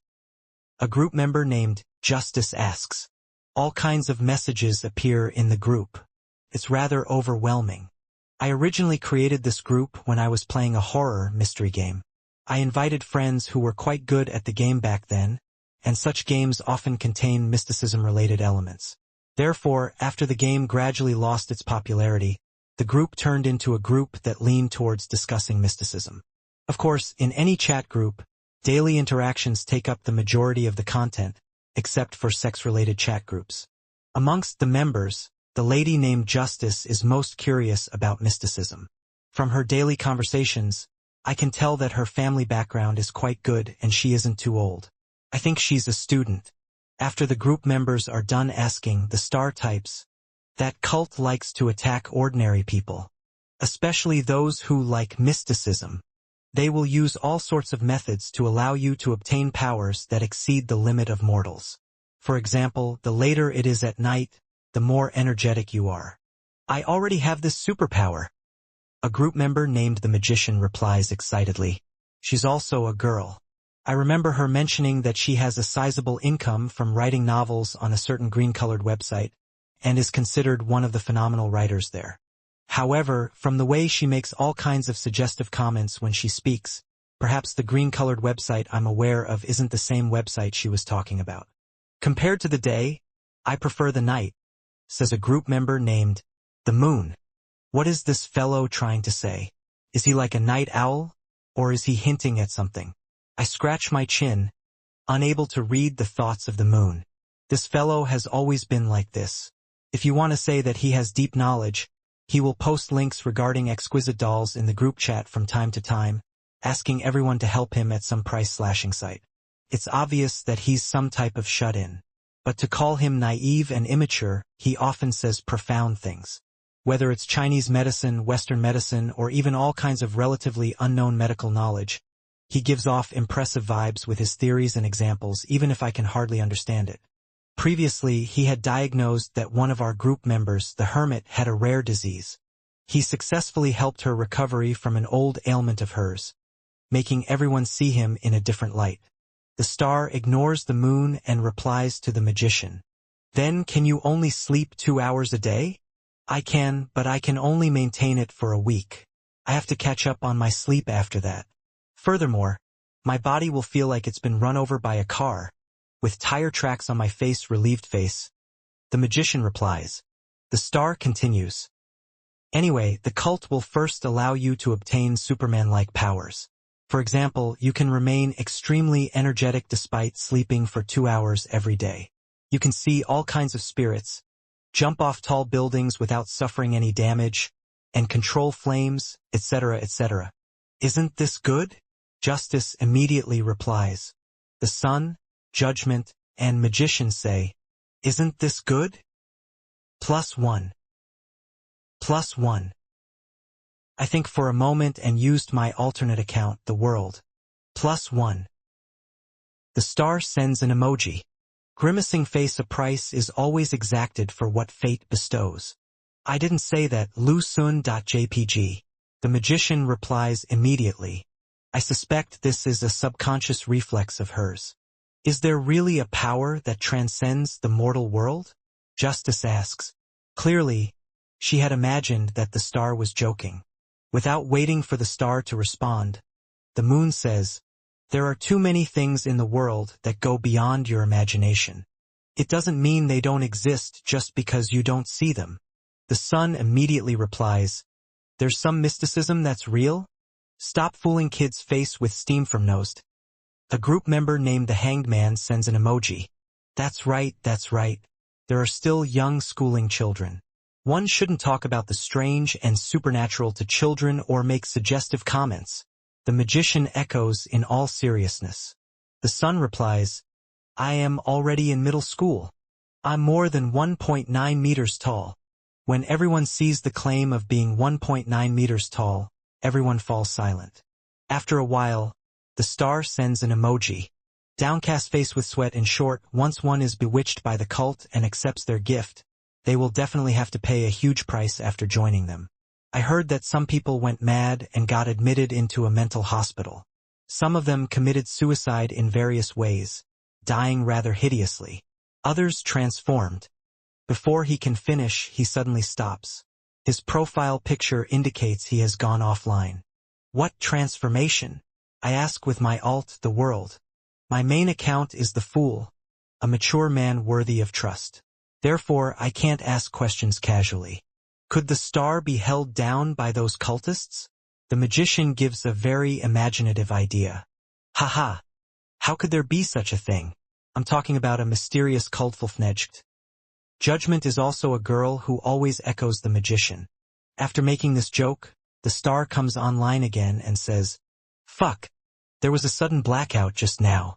I had no choice but to switch phones. Well, that's all from me. I have to head out. I have matters to tend to. Anyway, there's no such thing as a free lunch, so don't eat it. Don't be bewitched by the cult. Bye. As the star goes offline, I suddenly receive private messages. They come from the Hanged Man and the Hermit. Take note. I think the star might be a member of the cyber police. The star might be a policeman. Be careful what you say in the group chat. It's really possible to actually know about mysterious cults. I immediately reply to the two group members. It's fine. We're not a cult smirking-faced. It's not like I'm always the one making suggestive comments. Most importantly, when discussing international and domestic situations, I would stop it in time and send a picture that says improper discussion about the imperial court is a crime that leads to death. Glancing at the group chat again, I quit QQ and once again start thinking about what I should do. After some thought, I'm still out of solutions. It's impossible for me to spit out the assassin beverage, nor can I vomit it out. I can only pretend that I don't know anything and ignore recruitment attempts of any cults. If I meet them, I'll immediately call the police. I force myself to focus on my savings and wallet. At the thought of this, I immediately free myself from my worries and begin to work. This is about being a slave of society. After confirming the flight details, the chauffeur, the hotel arrangements, and the pickup sign, I do a round of oral practice. By the time I'm done with all of that, it's already 10 in the evening. I feel hungry. I guess I'll go down and buy some snacks. I decide not to treat myself shabbily. As soon as I walk out of the guest room, I hear a quarrel from next door. Of course, it's mainly that lady named Siataz, who's shouting at her overseas boyfriend. Don't you get tired of that? Just as I'm about to lampoon, I realize that the quarrel is getting softer and softer. According to my experience, something inappropriate for minors will happen next. Although I'm not a minor, I'm single. After some thought, I return to my room, open the window, and jump onto the windowsill before jumping down with great familiarity. In the wind, my body feels light as if all my worries have been blown away. After landing safely, I heave a sigh of relief. I feel like I've completely grasped the power of assassin. The area outside the compound I live in remains lively late into the night. There are a few barbecue stalls, some selling fried rice, some selling stir-fried noodles. Some sell street food like stewed meat, cold vegetables, duck necks, and crayfish. People who pass by will unknowingly sit down or come in front of a stall before sadly putting on a kilogram. Taking into consideration my little tummy, wait, my tummy seems to be missing. Only that tiny tummy I've worked so hard to get from all my meals is gone. This is a change brought about by assassin? I feel surprised once again. This gives me a lot more options besides the snacks. I can have barbecue food to celebrate. Forget it. I have to restrain myself. If an assassin is 170 centimeters tall, but ends up being 100 kilograms, wouldn't my target end breaking out into a laughing fit when they see me? I slowly exhale and decide to go to the 24-hour convenience store. To the left is a Family Mart. To the right is Lawson. It's very unfriendly for an indecisive consumer like me. I heard that Lawson has launched a few new types of ice cream recently. I recall and turn to the right. Just as I enter Lawson, my eyes light up as I see a gorgeous woman. As an international metropolitan city, there are definitely countless beauties dressed fashionably out on the streets. Even if I don't pay attention to them, I would often find women that catch my attention. But even so, this person that's inside Lawson is a rare gem. I can't help but steal another look after seeing her. Her brown-dyed hair cascades down like a waterfall, and two crystal-like accessories hang from her earlobes. Her eyes sparkle, looking as clear and beautiful as the eyes of deers in forests. She has plenty of charisma. Out of courtesy and habitual shyness, I tear my eyes away from the girl and walk past her to the area where the fridge is. During this process, I can't help but turn around to take a few more looks, but I suppress my actions to avoid offending her. Which ice cream should I buy? I gaze at the transparent sliding door of the cool box and fall into deep thought. Recently, the more popular ones are fat crabs, iron cauldron stew. Taking into account my successful weight loss and my need to prevent any rebounds, as well as my tight financial situation at the end of the month, I ultimately chose fat crabs. Then, I go to the neighboring room to get a bottle of chilled CR and a packet of cucumber-flavored potato chips. All three combined form my supper for the night. If it was the beginning of the month, I definitely would have bought more. I'll keep them at home and eat them when there's a need. I don't have to go downstairs every time, but there's no need to be so carefree with my expenses now. CEO Huang had once said, "Don't let trivialities take up your most important liquidity." Without any hesitation, I take my snacks and walk to the counter to stand in line to settle the bill. At this moment, I suddenly smell a faint fragrance. In the next second, I turn my head and see the gorgeous beauty walk past 2 rows of shelves. She smiles and says with her eyes shimmering, "Can I add you on WeChat?" Me? I arch my arms a little and express my puzzlement in my speech and pose. I've never had girls ask me for my contact details all my life. That's right. The beauty nods happily and says with a smile, "Your looks and temperament matches my taste. I want to get to know you." If she were to praise me for being handsome or good-looking, I definitely wouldn't have believed her. However, it's not impossible that my looks and temperament matches her tastes. Maybe she likes my type, right? For a moment, I understand what it means to be overwhelmed and flattered. In the next second, I become more wary. Could it be some multi-level marketing scheme? Or some honey trap? As an aficionado of legal shows, a fan of the legal report of many years, I am instinctively wary of good things falling into my lap. As I hesitate, the eyes of that beautiful woman standing in front of me fogs up. It makes me feel ashamed and guilty. Perhaps it's not some multi-level marketing or honey trap. Even if it is, she's just adding me on WeChat. It won't be a problem if I pay more attention in the future. I think for a moment and hurriedly say, "All right." I turn around and place the bottle of CR on the counter before taking out my phone from my pocket.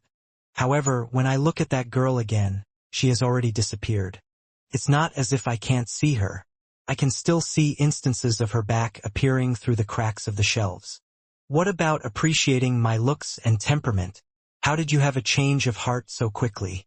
Just as this thought flashes through my mind, I heard a chime. The door of the convenience store opens automatically, and a figure walks in.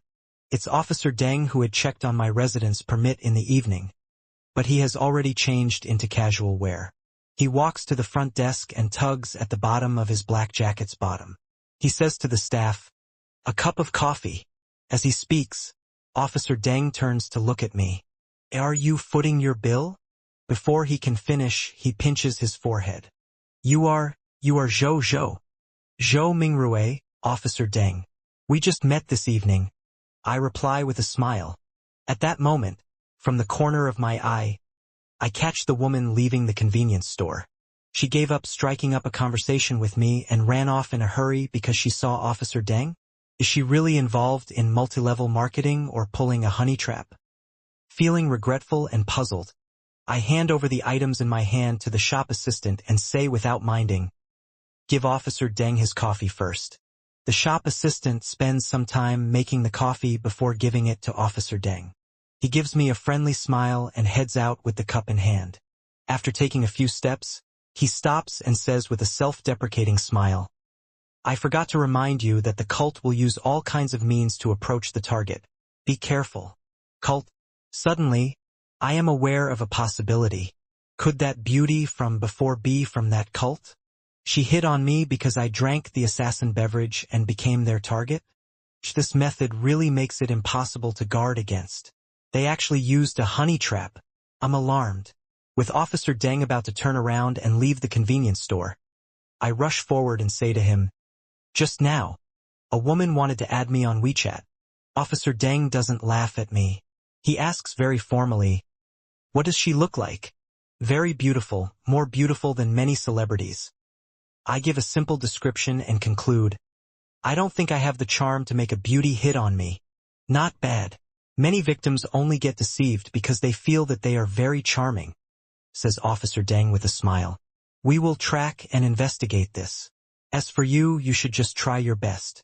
Try not to speak to strangers as depicted in television dramas. Speaking is fine. Just don't establish more connections. My heart warms as I nod vigorously. All right.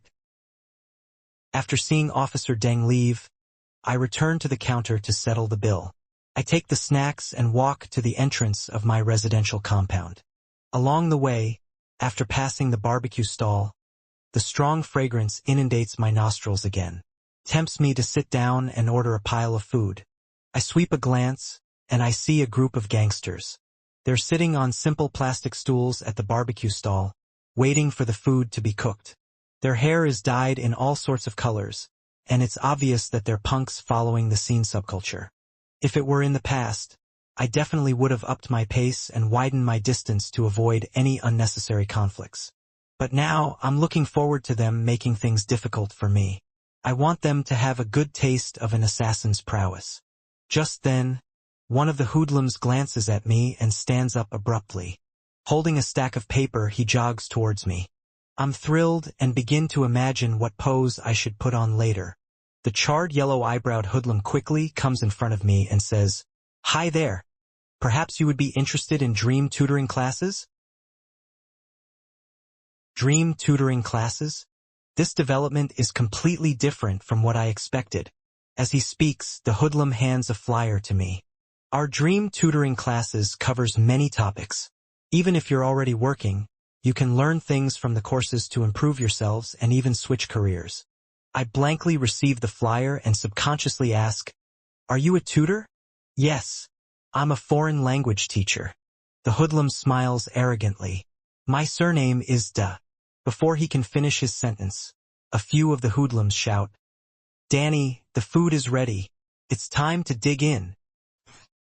The hoodlum in front of me turns around and flips his middle finger before running back.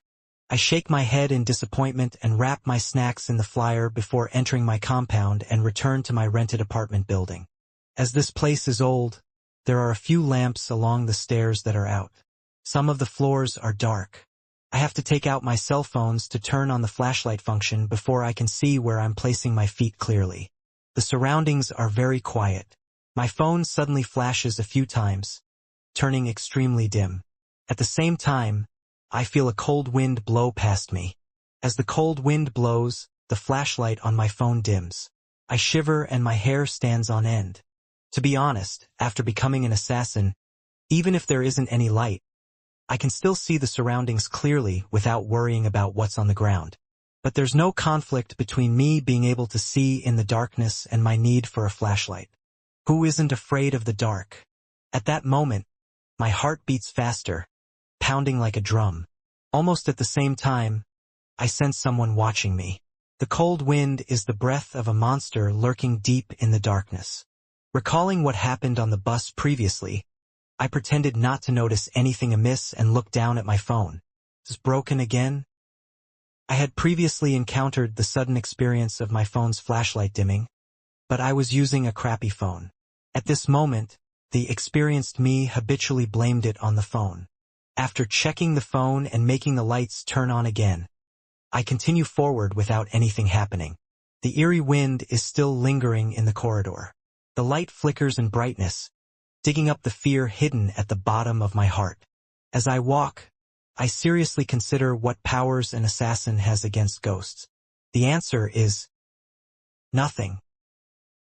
Since I have nothing, I don't look forward to slaying evil or dealing with the possible existence of a ghost as if dealing with gangsters. 1 step, 2 steps, 3 steps. I calmly walk up the flight of stairs and arrive at the top floor. The lights in the building are working fine as they shine down with their yellow light. Everything returns to normal. Following that, the cold gust of wind stops. The light stops flickering. I successfully return to the 6th floor and stop at the entrance of my rented apartment. Phew, there's actually a ghost present here. I have to move out as soon as possible. This thought subconsciously flashes across my mind. I don't feel any shame. This is an instinctual response that anyone can have. However, if I quietly moved away, Siataz and her boyfriend would definitely not know what's happening here. They'll continue living here. Who knows whether the devil might pester them. Also, there are 12 units in this building. It's impossible for me to inform every household, right? Also, how do I say it? Ghosts? Who would believe me? I hold my key, momentarily held in a difficult spot. Quickly hire a capable Taoist priest or monk to exorcise the ghost. But I don't know any. Before today, I didn't even know that there are supernatural powers in this world. It was all fantasy. Yes, the tarot club's The Star knows that the mysterious cult provides all kinds of superpowers, which means he has a certain level of understanding in such matters. Will he know a few masters who are good at busting ghosts? Few, I'll give it a try. If there's nothing I can do, I'll make an anonymous call to inform the police. I'll post a flyer that mentions how this place is haunted at every household's door. No, not flyer, a bulletin. I quickly come up with a plan. As for the outcome, I don't have any demands. After all, I don't have any experience in this area. Besides, I should prioritize protecting myself. Opening the door, I enter the room and return to my room. I think for a while before logging on to QQ and entering a private chat with the Star. The hanged man and the hermit suspect that he's a member of cyber police. If I were to directly look for him, he will definitely be able to find my IP address and lock onto my identity. Just as I'm about to type the message, I remember the warning from 2 other members of the Tarot Club. After tinkering for a while, I use a proxy and use my alt, the world, to say to the Star, "Face with monocle, are you there? I have something to ask you. Don't use that emoji. It scares me." Star replies quickly. "Why?" Ask. The Star says, "Grinning face with sweat, this emoji has become popular recently. It's very strange. Furthermore, something tragic happened to a family last week. Everyone in that family wore a monocle and died in different places. The only survivor was a girl who went mad from the trauma. She repeatedly tells people not to go near her. I suspect that those who use this emoji will be targeted by an unknown existence. They will automatically put on a monocle and commit suicide or kill each other. Don't scare me, astonished-faced." I reply, unsure if I should believe him. Haha, it's just a joke. The monocle in this emoji is on a different eye from the tragedy. Furthermore, there are thousands of people using this emoji, which unknown existence can keep an eye on everyone. The star switches to asking, "Why are you looking for me?" I directly say, "My area is haunted. Do you know anyone who's good at ghost busting?" "I'm very good at that." The star replies without hesitation. "Then wouldn't I be exposed?" I quickly send an emoji. "Grinning face with big eyes, I won't trouble you for the time being. You seem very busy. Do you have anyone else that you could introduce to me?" "Yes, a lady, a medium. She's skilled in techniques from overseas, but I can guarantee that it's effective. There's another foreigner, a priest. He's also good at setting up exorcism rituals." The star replies, "They're all foreigners? You don't have Taoist priests or monks to introduce?" I'm more trusting towards local ones. The star replies, "I only know foreign ones." "Okay, who's better?" I had wanted to ask who's cheaper, but considering how someone cheap might not do the job, I don't dare to skimp on that. The star immediately says, "Ma'am duh. I'll give you her QQ number. Add her directly and contact her. XXXXXXXXXXXXXXX. Okay, thank you." I quickly copy the QQ number and paste it into the search box. Ma'am duh's QQ name is Sleeping with Corpses, and adding her requires one to answer a verification question. "How old are you?" "How old?" This question is strange. Do I need to use a countersign? I'm puzzled for a moment. I take a screenshot and send it to the star. "What's the answer?" The star replies, "Just answer that you're an adult." What's the meaning of this? She doesn't entertain underage clients. I'm confused. No. She just wants to determine the extent she can go in the conversation. The star answered simply, and then used an image to supplement it. Open to suggestions, ready to be suggestive. For some reason, I'm at a loss on how to respond. I fill up the verification according to the star's answer and fill in adult. That doesn't seem online. I didn't get added even after a few minutes. After thanking the star, I use snacks to console myself. After eating and drinking, I head to the bathroom outside to wash up and prepare to head to bed. Ma'am duh still hasn't added me. I switch on the bathroom light and turn on the tap. I reach for the towel. Turning around, I suddenly see a figure in the mirror. That figure is blurry. Vaguely, I see it wearing a small hat. It's a woman in a black dress. Clearly, this isn't my projection. It can't be Sia Taz, who wears pajamas as home. Instantly, my mind explodes and I hurriedly retreat. "Don't be afraid." The woman in the mirror says in an ethereal voice, "Someone hired me to protect you." "Who?" I ask subconsciously. The figure in the mirror replies calmly, "A detective named Sherlock Moriarty." Sherlock Moriarty? Sounds like a foreigner. Moriarty seems to be the professor in Holmes. Sherlock seems to be Holmes's first name. This detective is using a fake name, right? It has a style reminiscent of coming up with a name when creating a game avatar. Perhaps he isn't a foreigner. I sense something from the ghost in the mirror and ask after some thought. Who is he? Why does he want to protect me? At this moment, due to the other party's ability to communicate, my sense of fear has been greatly reduced. I've become an assassin. Isn't it normal for ghosts to exist in this world? It isn't hard to accept something that goes against common sense. Besides, it's not like I didn't sense something on the bus on the way home. The blurry woman wearing a petite bonnet in the mirror replies in a flat voice, "Someone wants to harm you." She didn't tell me who Sherlock Moriarty is. Why does he want to protect me? It looks like it's a secret. What is it that can't be said? Many thoughts flash through my mind. Suddenly, I think of a possibility and blurt out, "That cult wants to harm me? Sherlock Moriarty is their archenemy? That makes sense." Otherwise, I wouldn't believe that someone would send a female ghost to protect me for no reason, unless it's the police who serve the people. The female ghost in the mirror falls silent for 2 seconds before nodding indiscernibly. "You can put it that way." At that moment, I feel a subtle change in her eyes, but I can't decipher what emotions are contained within them. Under normal circumstances, a person without any training would more or less reveal their emotions in their eyes. This would help me understand their attitude. But the entity right in front of me is a ghost. More importantly, the things that can be discerned through the eyes most of the time are the more intense fluctuations in emotions or unconcealed emotions. Not only is the female ghost in the mirror blurry, but she also has a mosaic over her. Furthermore, her emotions are very mild, almost as though she's emotionless. After pondering for a moment, I probe. Which people around me are from the evil cult?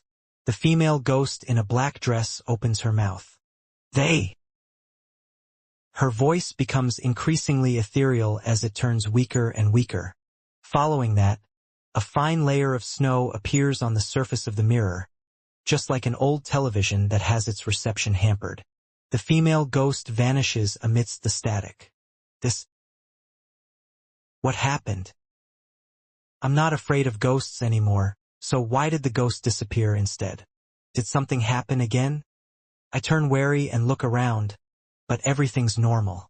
When I look back, the mirror has returned to its original state, reflecting my fearful and blank face. Splash. The water from the tap gushes out incessantly. Unconsciously, I grab my wet towel and wash my face. Nothing has changed.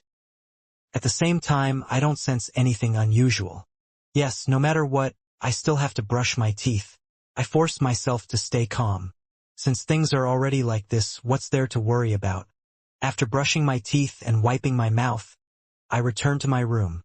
The moment I enter, I feel an indescribable feeling. My eyes are drawn to my cell phone, which I have set on the computer table. It seems to be the source of all the abnormalities. Instinctively, I charge over, wanting to hurl the phone out of the window so it's far away from me. However, it's very expensive. I changed it not too long ago. I don't know if there's something wrong with it. I'm already an assassin, and there's the female ghost protecting me. What's there to be afraid of? I console myself, walk over, pick up my phone, and plaster my fingerprint on it. After unlocking the screen, the first thing I see is a message. Sleeping with corpses has added you. In the next second, my cell phone darkens suddenly, and the lights around me seem to be attracted by this bottomless pit. They are all thrown into the pitch-black darkness. Before I can react, the faint light on my phone ripples, revealing a translucent face that's without any eyes, nose, or mouth. There's a ghost in your room. The mouth of the face opens and closes, revealing a long and bright red tongue. There are 5 slender fingers at the tip of the tongue, and embedded on the 2 sides are rows of irregular sharp teeth. Don't tell me you're not one too? I have the urge to give such a reply, but I hold myself back. Recalling the message I just read, I ask with a slightly trembling voice, "Ma'am, duh. Impressive. She really is psychic and can control ghosts." Yes, I've already made some initial restrictions via the messenger. That ghost won't affect you tonight, and I won't have the chance to suck you dry. The translucent wobbles shook. I'll come personally tomorrow morning to deal with it. Give me the address. Tomorrow morning? I have work to do. I am thrown into a dilemma. CEO Huang wants me to pick up the VIP at the airport. If I stand him up, I will lose my job. Work? Is your boss beautiful? Madame de asks through the translucent face. He's a guy. I point out the truth. You like men. Madame de asks without pause. How is that possible? I deny it, amused and exasperated. Since that's not the case, why are you still in the mood for work even though you're haunted by ghosts? Or perhaps you have a female colleague that you have a crush on? You can't skip a day of seeing her. Madame de scoffs. Can't it be because I'm poor? If I don't work, who will take care of me? I have a nagging feeling that I'm being led astray by Madame de. The conversation is filled with logical errors. Although I have some savings, it's not a lot and I have to pay for the exorcism. Of course, I'm in the mood to work because the female ghost hasn't shown any malice. Madame de's translucent face opens its mouth and says, "What about your family? They aren't well off." I answer frankly. How are your looks? Madame de asks another strange question. Average. I feel lost. Height. A little over 1.7 meters. Strong. Ordinary. How big? Huh. How big is that thing of yours? Hey. It's like this. I can introduce you to some part-time work. The other party consists of rich and idle mature ladies. They value young people very much. They're willing to provide the necessary help and become friends with mutual benefits. Do you want to consider them? The translucent face rambles on. Auntie, am I just going to give up on my hard work? I roughly understand what the other party was talking about. As long as you understand. The translucent, terrifying face lets out a suspicious laugh. I don't plan on doing so, I say without hesitation. I have my integrity. Madame de doesn't bother with the topic and instead says, Then, when will you get off work tomorrow? Let's schedule an appointment. 9 in the evening. I include the possibility of working overtime. All right, give me the address. I'll contact you on QQ when the time comes. Madame Da's translucent face yawns. This lady's extraordinary performance has exceeded the limits of my knowledge, so I no longer have any doubts about her abilities. I immediately give her an address and ask, how much will it cost? The basic cost is 20,000 yuan. The price can go higher depending on the difficulty. If you can't afford it, you can consider the part-time job. Madame De is rather direct. I recall my savings and feel a wave of pain. What's the maximum it can go? Why don't I just forget it? Besides, the female ghost doesn't seem to have any ill intentions. The highest it can go is 50,000 yuan, Madame De calmly says. 50,000. Only 50,000? I'm surprised. The translucent face snorts. I'll give up missions that exceed 50,000. Money is nice, but I need to be alive to spend it. Okay, I see myself on the brink of bankruptcy. By the way, I'll give you a document. You can download it and read about how to get along with ghosts. The translucent face slowly slides back into the phone. Then I see Sleeping with Corpses send me a BitTorrent seed. I open it and realize that there are a few videos in it. They're quite large in size and are named 1, 2, and 3. Only. Due to the seriousness of the matter, I don't hesitate and turn on my computer to download it. While I initiate the download, I start playing games to pass time. After a while, the download completes. I open the video file named 1. In just a few seconds, a title appears in front of me. A Chinese ghost story. On the glass window, a blurry female ghost wearing a long black dress appears. She holds her cheek with one hand and quietly stares at the computer screen. Mamda really has a sense of humor. It's a good thing that my broadband company doesn't charge based on data usage. I control the twitch in the corner of my lips and turn to look out the window. She's here again. A female ghost watching a Chinese ghost story. Feels weird. Since she doesn't show any malice and had pointed out the problem of the cult, while I lack the ability to fend off ghosts. Assassins aren't capable of doing such things. I ask after some consideration, do you want to continue watching? I watched this movie a long time ago. There's no need for me to rewatch it.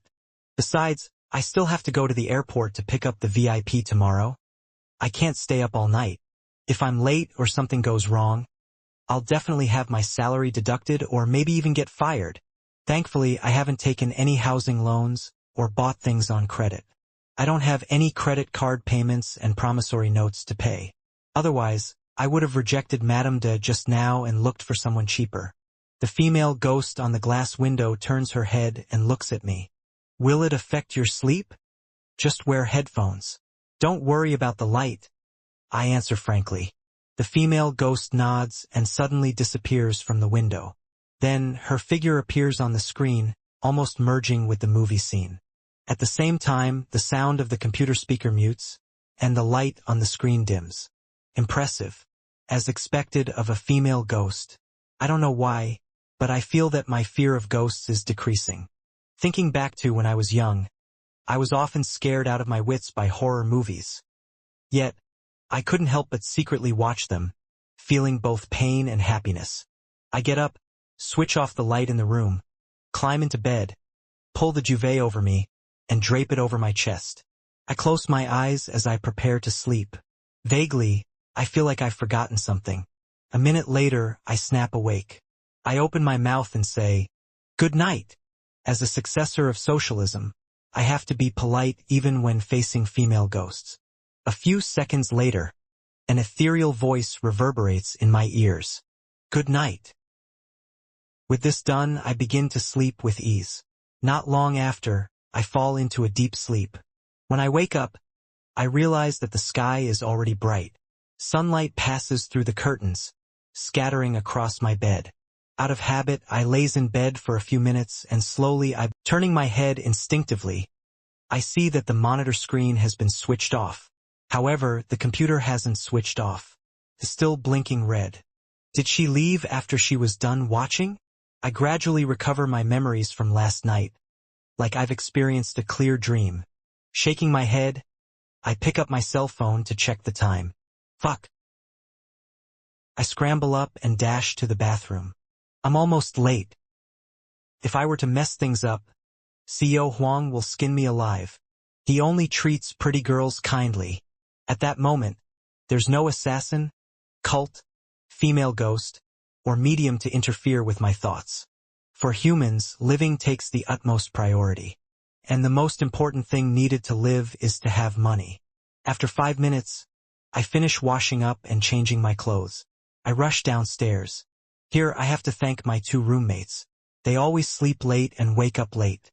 They don't clash with the time when I need to use the bathroom. They don't delay my getting to work.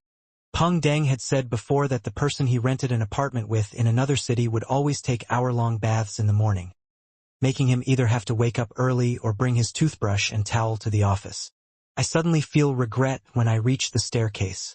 I'm an assassin. I could have jumped from the 6th floor. This could have saved me plenty of time. However, there must be a lot of pedestrians outside at this point. If I dare go up the windowsill, they would probably call the cops. That would only waste more time. Without another thought, I jump down the more than 10 steps at a time, allowing me to quickly reach the ground floor. During this process, I even had the time to unlock my phone and hire a car to send me to the airport. I can make a claim for transportation expenses since it's for business. My luck isn't bad. Very soon, someone takes my request. Furthermore, he's nearby. After I rush out of the compound, a white peer-to-peer ride-sharing car stops in front of me in less than a minute. Perfect. As I heave a sigh of relief, I pull the door open and climb in. Airport. Okay. The driver is wearing a mask and has no habit of striking up a conversation. This is what I like. Just like I like having a mute for my haircuts. I glance at my phone again. After confirming that I still have time even if I encounter a traffic jam, I call the chauffeur and confirm that he's on his way to the airport. This driver isn't part of our company. He's from the local office branch that the foreign VIP is part of. In other words, there's no need for me to pick up Mr. Zarathustra as his own employee will be responsible for it. However, CEO Huang still sent me to receive him to show his sincerity. After making sure that everything is fine, I start using my phone. In the process, I see a joke post. Why is the person I'm seeing suddenly ignoring me? She insisted on going to my house to watch a movie yesterday. I still had to wake up early for work, so I got her to sit by the bed and watch it alone. I mock this guy and check the replies. About an hour later, the car arrives at the airport. Thankfully, I'm still early. I breathe a sigh of relief and give the driver a 5-star rating. Then, I open the flight schedule and confirm the arrival time. NH6567 landed at the alternate airport, Ningbei Airport, due to an engine malfunction. Holy shit, is this for real? I quickly call the other party's chauffeur. Hey, there's a problem with the flight. It was redirected to Ningbei. I'll immediately give Mr. Zarathustra a call and confirm if he will immediately make a domestic transfer or if he will come by high-speed rail. Or whether we should wait for tomorrow. The chauffeur says rather calmly. Okay. Where are you? I'll come and meet you first. I'm having a headache just thinking that I might have to wait at the airport for a few more hours. After asking for the location of the car park, I walk all the way there and find the chauffeur. This driver is a foreigner with black hair and blue eyes. He had a mustache that isn't too thick, and he looks rather handsome. Hello? How do I address you? I ask as I approach. Previously, old AI only gave me a number and a Chinese name. Now, I would like to call him by his actual name. Only. The driver nods and says, Mr. Zarathustra has already bought a ticket that will fly off in an hour. He will be here very soon. Please inform CEO Huang about the developments. Okay. I stifle my inner groan. This means that I might have to stay at the airport until noon. The chauffeur continues. My name is Rosago. I'm a staff member from the Mr. Company. Your Chinese is very good. Which country are you from? I casually compliment as I comfort myself. France. Rosago smiles and replies. France is great. I had plans of politely complimenting his country. But perhaps because I'm used to lampooning, I almost blurt out, great at surrendering. Cough? I cough dryly and say no more, lest he finds Chinese-styled sense of humor unacceptable. After chatting for a while, I point in the direction of the airport. Mr. Zarathustra will take a few more hours before he arrives. Shall we head inside and have something to drink? Wine. Rosago looks at me. No. I mean coffee, tea, cola, and so on. Don't drink and drive. I'm surprised that his first reaction towards the suggestion is wine. You're a professional chauffeur. Aren't you a little too rash? The foreigner, Rosago, clearly didn't understand my humor. After thinking for a few seconds, he says, Sorry, I woke up too early today and am still a little sleepy. I'll be sleeping in the car for a while. Okay. I secretly breathe a sigh of relief. Although I'm not against social interactions, and I'm even willing to be on good terms with people from a partnered company, I still feel a little uncomfortable thinking about having to spend a few hours with a stranger I'm not familiar with. Even if the other party were a beauty, this feeling wouldn't be any less. Yes, that's the case for me. Perhaps he shares the same thoughts. That's probably why he chose to sleep in the car. Returning from the parking lot to the airport, I randomly find an empty seat and sit down, not putting what I said about drinking something into practice. It all costs money. Based on my understanding of CEO Huang, he's quite generous. But at the same time, as the big boss, he wouldn't pay attention to the reimbursements of a mere employee. These sorts of trivial matters are usually handled by the finance department that follows a particular procedure. Therefore, if I waited until noon at the airport, I would definitely be able to claim the expenses for lunch, but I would have to bear the expenses for coffee, cola, tea, snacks, etc. Those are unnecessary expenses. Of course, if I could get Comrade Rosago to join me for the meal, then I would be able to claim such expenses, client entertainment. For this reason, when I invited him earlier, I was actually quite sincere. At least half of it was true. After sitting for a while and using my phone, I suddenly realized a serious issue. I hadn't had breakfast yet. I had left in a hurry this morning. As I listen to the rumbling of my stomach and feel my thirst and hunger, I decide to find something to eat. Food at the airport is expensive. Shall I look for KFC or McDonald's? Or get some random slice of bread? I stand up and head to the side of the lobby. When I see the first shop that looks like it sells local delights, I turn in and look for food that's cost-efficient. My phone buzzes as I approach the frozen foods section. Hello, Mr. Rosago. What's the matter? I glance at the caller ID. Rosago's voice comes from the other end of the line. Ningbei is undergoing a thunderstorm. All flights are cancelled. Mr. Zarathustra will switch to using the high-speed railway. Isn't this fellow too unlucky? I'm amused yet helpless. Then shall we wait at the railway station? There's definitely more than enough time because the high-speed railway station is just below the airport. Even if Mr. Zarathustra couldn't buy a ticket to stop at this station, it would take a maximum of 90 minutes from the airport to the municipal high-speed railway station. It takes less time than the time it takes from Ningbei to the city. Wait a little longer. I'll wait for confirmation. Rosago replies calmly. As we speak, I see the door to the ice cabinet push open.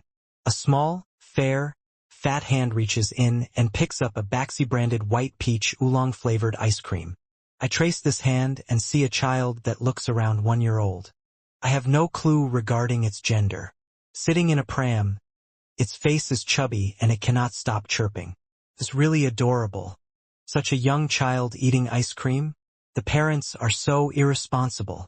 I gaze up at the adult pushing the pram and find a gentle, beautiful woman. I have no intention of stopping them. It's none of my business. As long as they don't abuse the child, all I'll do is lampoon. However, is letting a 1 year old eat ice cream a form of abuse? Anyways, the child appears quite happy. After hanging up the phone, I consider the possibility that we have to rush over to the high-speed railway station at any time. I simply make a choice, getting some packaged pastries and bottled water before paying for it at the cashier. Just as I find a place to sit down and quickly finish breakfast, Rosago calls again. The tickets for today's high-speed railway have been sold out. Mr. Zaratulstra will have to stay there and come tomorrow. He sure is filled with bad luck. That's good too. I can head back directly. I don't have to wait until noon or head to the railway station. I tersely acknowledge. Then let's head back first? Yes, we'll come again tomorrow, Rosago says immediately. Come to the parking lot. I'll send you back. I'm returning to the city anyway. Sure, I reply with a smile. It's not that I'm saving money and being greedy. After all, I can also claim my travel expenses for my trip back. However, there's nothing wrong with having good relations with the employees of a partnered company at work. Even if I don't end up getting an additional order, it gives me another outlet for job hopping in the future. The only problem is how I'll get along with him later. It can be quite awkward if two unfamiliar people were to get together. Let's just talk about work. It's only about an hour anyway. I console myself. I leave the airport and find Rosago and his Mercedes. I get into the car and buckle my seatbelt. Before I can say anything, Rosago turns his head to give me a glance. Sit tight. Huh? I feel lost for a moment. The next second, the car starts and speeds off. Hey, this is still a parking lot. You're driving too fast. After a series of bends, the car slows down and exits the parking lot through the gantry. Then the Mercedes continues to race. It swerves left and right on the road, taking up any empty spots. Not only is he on the verge of exceeding the speed limit, but he also shows no signs of stopping. On several occasions, I imagined that there would be a car accident, but with Rosago's control, the car nimbly avoids danger. Aren't you driving too fast? I ask, coming back to my senses and gulping. Don't worry, I used to be a racer, Rosago says as he looks ahead, his eyes bright. But isn't it too fast? This is a city road, not a racetrack. I lampoon nervously. I don't dare to say another word, afraid that Master Rosago would be distracted and might end up hitting a guardrail or harming the innocent. At this moment, I recall my ability as an assassin. I decide that if anything were to go wrong, I would jump out of the car to seek refuge or forcefully control Rosago to stop the vehicle. 40 minutes later, the racing car stops outside the building where my company is located. Thank you. My face is a little pale as I unbuckle the seatbelt. If it weren't for my abilities as an assassin and my outstanding balance, I definitely would have gotten carsick and puked all over the ground. You're welcome. See you tomorrow. Rosago waves with a smile. I exhale and bid the racer farewell. Entering the building, I glance subconsciously at the spot where the vending machine had appeared. It's empty. Fortunately, I head upstairs and press the up button. As I wait, I lower my head and straighten my clothes. Suddenly, a pair of long legs wearing leather boots walk over. I raise my head subconsciously and glance to the side. This instantly makes me feel a little uncomfortable. This isn't because the other party is a gorgeous beauty, but because she's CEO Huang's daughter, Miss Bernie Huang. This lady's eyebrows are straight, her nose high, and she wears a pair of blue tint-colored contacts. Together with her slightly curled hair that she dyed a chestnut color, She has a level of beauty belonging to foreigners. Seeing her look at me, I instinctively open my mouth to greet her. Miss Huang? No, that might bring about negative connotations. My lady, Miss Huang? Is too exaggerated, just like a brainless idle drama. Madam Huang? This clearly doesn't suit a young girl. She'll get angry. Teacher Huang? She's still a student. As my thoughts run through my mind, the young lady, Miss Bernie Huang, nods at me. Hello. Hello, I respond reflexively, using an honorific greeting. Is my dad in the office? Miss Huang asks softly. Oh, sorry. I don't know. I just came back from some work outside. I haven't stepped into the office yet. I answer honestly.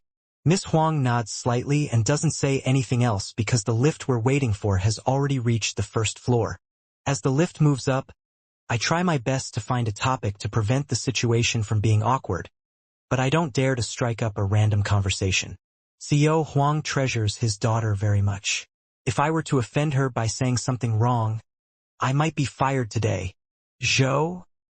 At this moment, Miss Huang turns to look at me and says hesitantly, as if she's trying to recall my name. Zhou Mingrue. I hurriedly say my name. Although Miss Huang often comes to the office to help her mother check on her father, I believe that she definitely doesn't know a mere employee like me. To be able to have a slight impression of my surname means that her memory is beyond imagination. Mr. Zhou, I have something I need your help on. Miss Huang asks politely. No problem. As long as I can do it, I reply without hesitation. As long as Miss Huang is satisfied, a promotion and a pay raise would not be too far away.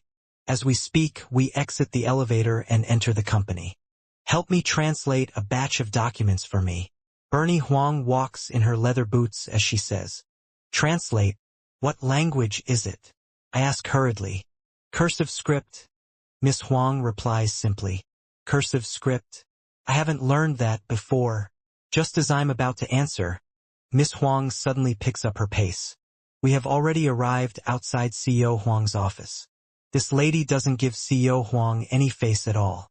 She walks past the female secretary that is stationed outside, nimbly reaching out her hand and pushing open the door gently.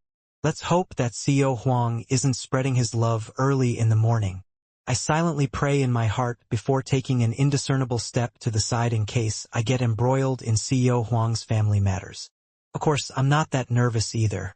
After all, CEO Huang is experienced. If he were to do any sordid deeds in the office, he would definitely lock the door from the inside.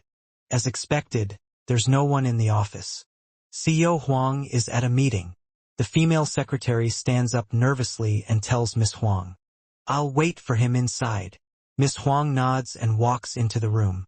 One step later, she turns her head and says, Mr. Zhou, please come in. All right. I walk over and quickly say, I don't have much knowledge about cursive script. Take a look first. Miss Huang stops by the door and says, when I enter, she casually closes the door. Then, she flips her sling bag and takes out a stack of paper. Try and see if you can read it. If possible, read it to me. Okay. I take the stack of papers from her. My whole body turns stiff from that cursory look. If I'm not wrong, the cursive script on the paper is from CEO Huang. I've seen the comments he had written on documents on several occasions. Take this is CEO Huang's diary? Damn. Don't tell me he writes down every affair? Which decent person writes a diary? I can't help but sweat. If I read it, I offend CEO Huang. If I don't read it, I offend Miss Huang. What does it mean to be in a dilemma? This is what it means to be in a dilemma. Wait, I don't know cursive script. Haha, I can't read it. Although I can barely make out what CEO Huang has written, I really don't know any cursive script. I immediately open my mouth. Miss Huang, I can't. Before I finish, the office door is pushed open. Thud. CEO Huang rushes in and he scans the both of us with his widened eyes. He retracts his gaze from the gap between me and Miss Huang, and he smiles. Bibi, why didn't you give me a call? I could have gone down to bring you up. I'm already of age. Miss Huang glances at me from the corner of her eye. I'm just making a request to Mr. Zhou for his help. I immediately understand her intention. Secretly, I pull the documents behind my back. Call him Uncle Zhou. CEO Huang smiles as he emphasizes. Then he turns his head to look at me. You may leave. I'll holler if there's anything. Okay. I use this opportunity to leave the office and return to my seat, where I hide the papers. Before I can switch on the computer, Rose-Ann leans in and says with a suppressed voice, You're finished. Ah. I stare blankly. Don't you know that CEO Huang dotes on his daughter to the point of having an obsession? He hates seeing other men get close to his daughter the most. During Miss Huang's past few visits, the men who took the initiative to offer their help have either quit or transferred to a branch company at a Tier 3 city, Rose-Ann said with a chuckle. It can't be. I was just in proximity to her. I mainly did so because I wanted to please CEO Huang. I grit my teeth from hearing that. TSK, don't you know what kind of man CEO Huang is? In his eyes, all men are the same as him. If one has money, they'll definitely be playing around, loving everyone they see, making love to everyone they see. If one doesn't have money, then they'll seduce the rich and beautiful lady, take up the post of CEO, and elevate themselves to the peak point of life. Therefore, in the eyes of men like you, Miss Huang is the most tempting of prey. Rose-Ann said half-jokingly. It's just that Miss Huang asked me for help. I wasn't playing around at all. I feel wronged. You really weren't playing around? Rose-Ann casually asks. Of course. I immediately raise my fingers in an oath.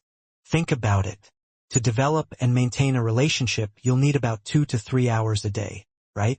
If it's 2 relationships, it'll take 4 to 5 hours. There are 7 hours for sleep every night, an hour's nap in the afternoon, 9 hours of work, and 3 meals which add up to an hour. That's already 18 hours, leaving only 6 hours left in a day. If I were playing around and tried to two-time, I wouldn't have the time to play games, watch videos, or read novels. How tiring. How boring. Makes sense? Rose-Ann slowly nods before saying with a smile. Right now, you need a book on time management. Before I can answer, she continues. But how does CEO Huang manage to end-time so many women? He's different. If it's just one partner, then he might take 1 hour out of his 2 to 3 day schedule to maintain the relationship. I answer thoughtfully. Rose-Ann tersely acknowledges. That's right. CEO Huang is different from us. He's handsome and rich. Sigh. Rose-Ann and I sigh at the same time. Rose-Ann, who's quite the gossip monger, suddenly shrinks back. Old AI is here. I'll be returning to my seat first. Just as Rose-Ann leaves, CEO Huang's person in charge, the corporate office's director AI, appears and stops in front of me. He's already old. His hair is completely white, and his face is pale. Send everything you need to claim today to finance. You don't have to receive Mr. Zarathustra anymore. Old AI says to me as I hurriedly stand up. No way. They're firing me already? I'm gonna get a month's severance pay? I'm momentarily stunned. Old AI passes me a document and continues, liaise with the members involved in this project. It's a project the company is working on with the police. Oh, the turn of events is too sudden that I don't know how to respond. Realizing that I don't have to ride with Rosago tomorrow, I have the baffling feeling that it might not be a bad idea. After finding the project team and gaining an understanding of the situation, I spend quite a bit of time organizing the information. I also leave the company at 3 in the afternoon, preparing myself to head towards the city's police station to visit the staff in charge. After leaving my company's building, I take out my phone, open my ride-sharing app, and submit my destination. Since it's not the evening rush hour, I get a driver in just a few seconds. He's in the vicinity 1 minute. I glance at the notification and am very pleased that I don't need to wait too long. 1 minute passes quickly, but as I look left and right, I don't see the license plate that I remember. Suspecting that I've misremembered, I hurriedly unlock my phone to confirm the situation. At this moment, I heard the chiming of a bicycle bell. I subconsciously look up and see a green-orange bicycle. Sitting on the bicycle is a young man wearing a dark baseball cap and a thin black coat. Ring, ring, ring. The bicycle stops in front of me as the man extends his right foot to support the bicycle against the ground. His forehead is wide and his face is thin. His short black hair is slightly curled, and his eyes are darker than an ordinary person's, close to pure black. His biggest characteristic was that, like a cosplayer, he wore a crystal monocle on his right eye. Holding the bicycle's handle with one hand, the man adjusts his monocle with the other. He smiles at me and says, "You were the one who requested a ride?" I did, but I requested a car, not a bicycle. I opened my mouth, unsure if I should answer. At that moment, I even underwent existential questions. Who I am? Where am I? Where am I going? You're going to the police station, right? The young man with the monocle didn't care that I didn't respond as he asked with a smile. No way? Is there really an option for getting a bicycle? And I selected it somehow? I slowly nod. At this moment, there are only two clear thoughts in my mind. Should I take a photo or video to post on my moments? Should I call the customer service to complain? At that moment, the young man wearing the monocle points to the side of the building and says, "Wait another minute. My car is parked there." As he speaks, he takes out his phone and waves it. Ha! I still don't understand what's happening. The young man presses the edge of his monocle and smiles. I did something in the nearby alley just now. I couldn't drive through, and the distance to walk here was a little far, so I rented a shared bike. I'm sorry, please wait a minute or two. Since the other party has already said so and I'm not in a rush, I politely reply, "It's fine." The young man immediately puts away his phone and rode his bicycle to the side of the building. Soon, a white car drives over and stops in front of me. "All right, you can board it now." The car window rolls down, revealing the face with the monocle. Just as I'm about to open the car door, I suddenly realize a problem. The car displayed on the app is black.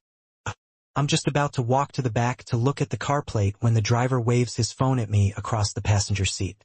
I have two cars.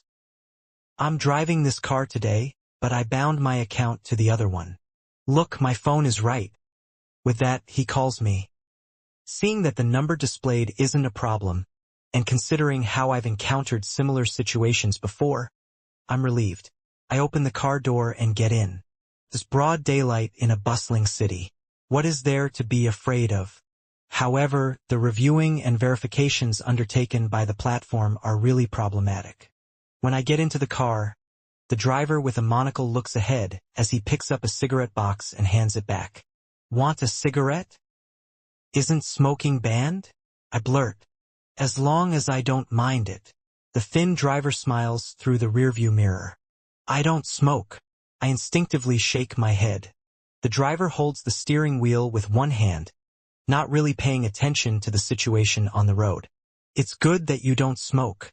I don't smoke either. Smoking causes one to have a ghastly appearance. "Then why do you have cigarettes?" I follow up quickly. As the car drives down the road, the driver uses his empty hand to touch the monocle on his right eye.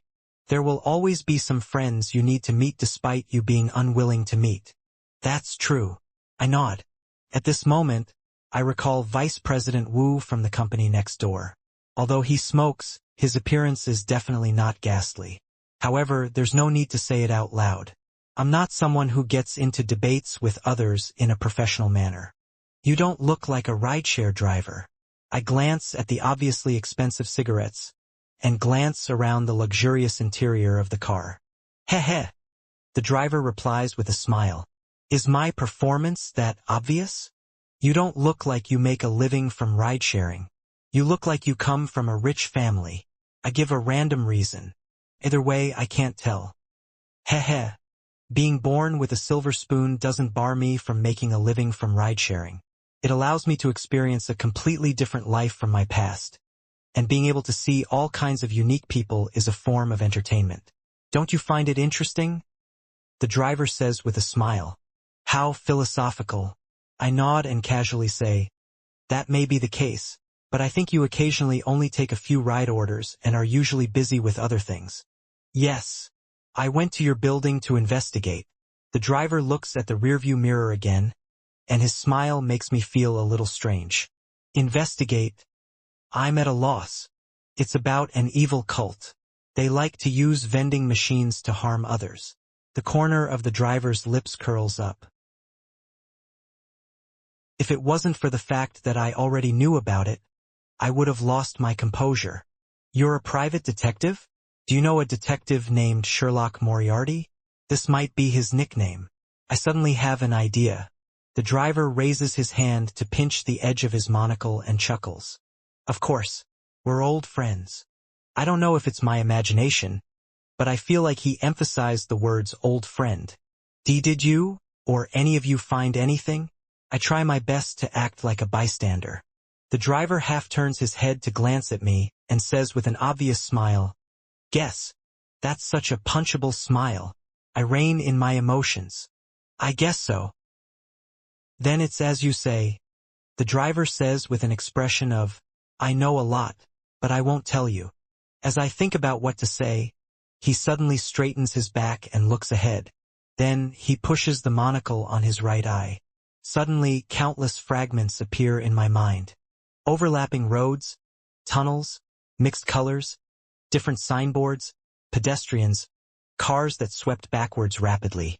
They simultaneously explode in my mind at the same time, making me feel like I'm suffering from motion sickness.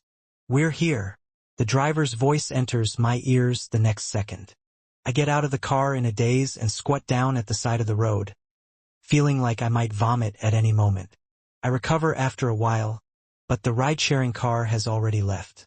Thinking back, I suddenly shudder. The driver resembled the emoji that the star had mentioned. No way. Is the driver related to the monocle incident that the star mentioned? He's been corrupted? Or is he the source of corruption? Wait, why did I use the word corruption? At that moment, I feel like my heart stopped beating for 2 seconds. I forget my stupor as I quickly check my belongings. My phone is still here. My keys are still here. My travel card is still here. My 7 yuan change is still here. My shoes are still here, my pants are still here, my clothes are still here, and my body is still here. Phew, I didn't lose anything. Nothing happened. I heave a sigh of relief. I feel as though I was just overthinking things. People just love to scare themselves. Since I've already taken out my phone, I take a look at the time. 3:25 p.m. That driver drove really fast. 5 to 6 minutes earlier than the estimated time on the app. No wonder I got motion sickness. I gain a new understanding of the situation. So that's what happened. However, I keep having the feeling as though I wasn't in the car for more than 15 minutes, and that we didn't exchange many words. Maybe it was due to the motion sickness I experienced towards the end of my journey. Probably. I raise my head, get my bearings, and head for the eye-catching police station. It's a compound with several buildings inside. 2 fully armed police officers stand guard at the entrance. At this moment, I suddenly think of a problem. I connect it to a question from my prior inspection of my personal belongings. I didn't bring a paper notebook or pen. Of course, this isn't a result of my negligence. It's just that I'm used to using my cell phone to record matters. If it were something grander in scale or in a more professional setting, I would bring a notebook computer. I haven't used a paper notebook in the last 2 years. In a work environment like a police station, the leaders in charge of matters definitely can't stand the situation of someone holding a cell phone and tapping on it during business exchanges. That's not polite at all. When dealing with them, it's better to be more conservative and traditional. I'll first find a stationery shop, buy a pen, buy a notebook, and then go in. In a business environment, putting on an act is also a skill. I immediately look around to find my target. At times like this, I'll always praise my habit of leaving some buffer time. This gives me enough time to not be in a rush and allows me to be calm. The leader in charge of the project and I agreed to meet at 4 p.m., so I have 35 minutes of spare time.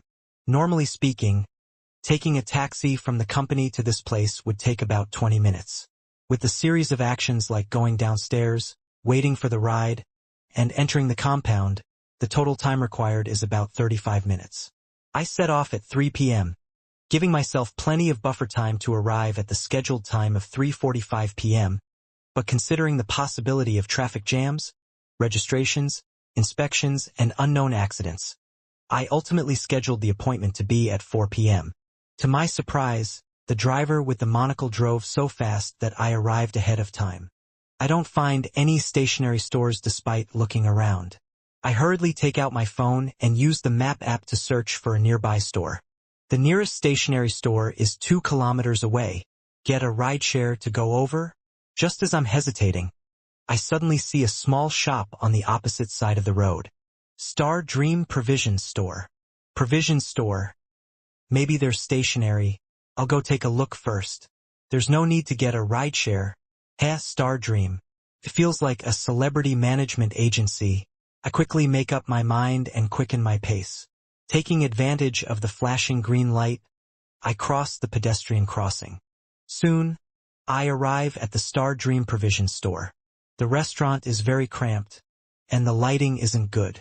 It's rather dim inside, giving me the feeling of going from afternoon to evening instantly. Lining both sides of the store are shelves that are about 1.8 meters tall. The items placed on the shelves are dazzling, but they all look rather strange. The cashier is right at the back where a woman in a black dress sits at the back. She has her back against 2 wooden cabinets and is facing a tablet computer. She's playing with her phone. There's an ancient serial drama playing on the tablet computer, adding a bit of life to the dark shop. However, it's obvious that the cashier is only listening to the sounds with zero concern about the content. This store's design is illogical, and the boss isn't meticulous. If I were a thief, I could take a few items and turn around to leave. She wouldn't be able to discover it at all. I lampoon silently before walking to the cashier and rap the wooden counter thrice. Hello, do you have a notebook and pen? I'm referring to a paper notebook. The woman in a black dress looks up and replies with a smile. Yes, we do. Over there. Her voice is very gentle, calming me down instantly. Her looks are pretty good. Even the dark environment can't mask her beauty. Without taking another look, I trace the shop owner's finger and look towards the corner of the 3rd rack of the shelf on the right. There is something that appears to be a notebook there, but its design is very strange, as if it's made of brass pages. This is a notebook? I reach for the brass book. It feels cold to the touch, as if it's made of metal. However, there is indeed paper inside. Yes. The shop owner in a black dress says with a calm smile, my shop's theme is mystery. All the products in this area have this characteristic. Product differentiation strategy. This phrase flashes across my mind. At the same time, I survey my surroundings and see an antique quill, a silver mirror with black eyeballs on both sides, and a few dice of different shapes. Too many to count. Mirror. I subconsciously pick up the mirror with my other hand. I want to confirm my current condition. I can't look terrible just because of my motion sickness and have it affect the business exchange later. The mirror quickly reflects my face. Black hair, brown eyes, deep facial features, hard lines. Damn, when did I become so handsome? I can't believe that I'm the one in the mirror. After being stunned for 2 seconds, I quickly put down the brass notebook, take out my phone, and use the screen to examine myself. This is very normal. Still my original appearance. I turn my head to look at the mirror again. I'm still very handsome in the mirror. What's going on with this mirror? I can't help but ask. The woman in the black dress smiles. This is a smart mirror. Ah, I understand. I suddenly understand. It's a smart mirror with its own beautifying features, filters, and Photoshop effects. To put it simply, it's actually a special tablet that's directly connected to TikTok and Beautycam apps. With this in mind, I lose interest and immediately place the mirror back in its original position. For some reason, I feel like the mirror is a little sticky. I use a lot of strength to retract my hand. How much is this notebook? And this quill? I don't waste any time. I pick up the brass notebook again and ask for the price. The boss in a black dress purses her lips and chuckles. 10 million. I almost spit on her face. The 2 of these are antiques, the boss added. Is there anything that isn't an antique? Something more normal? I take a deep breath and ask directly. Yes. The woman in the black dress points behind me.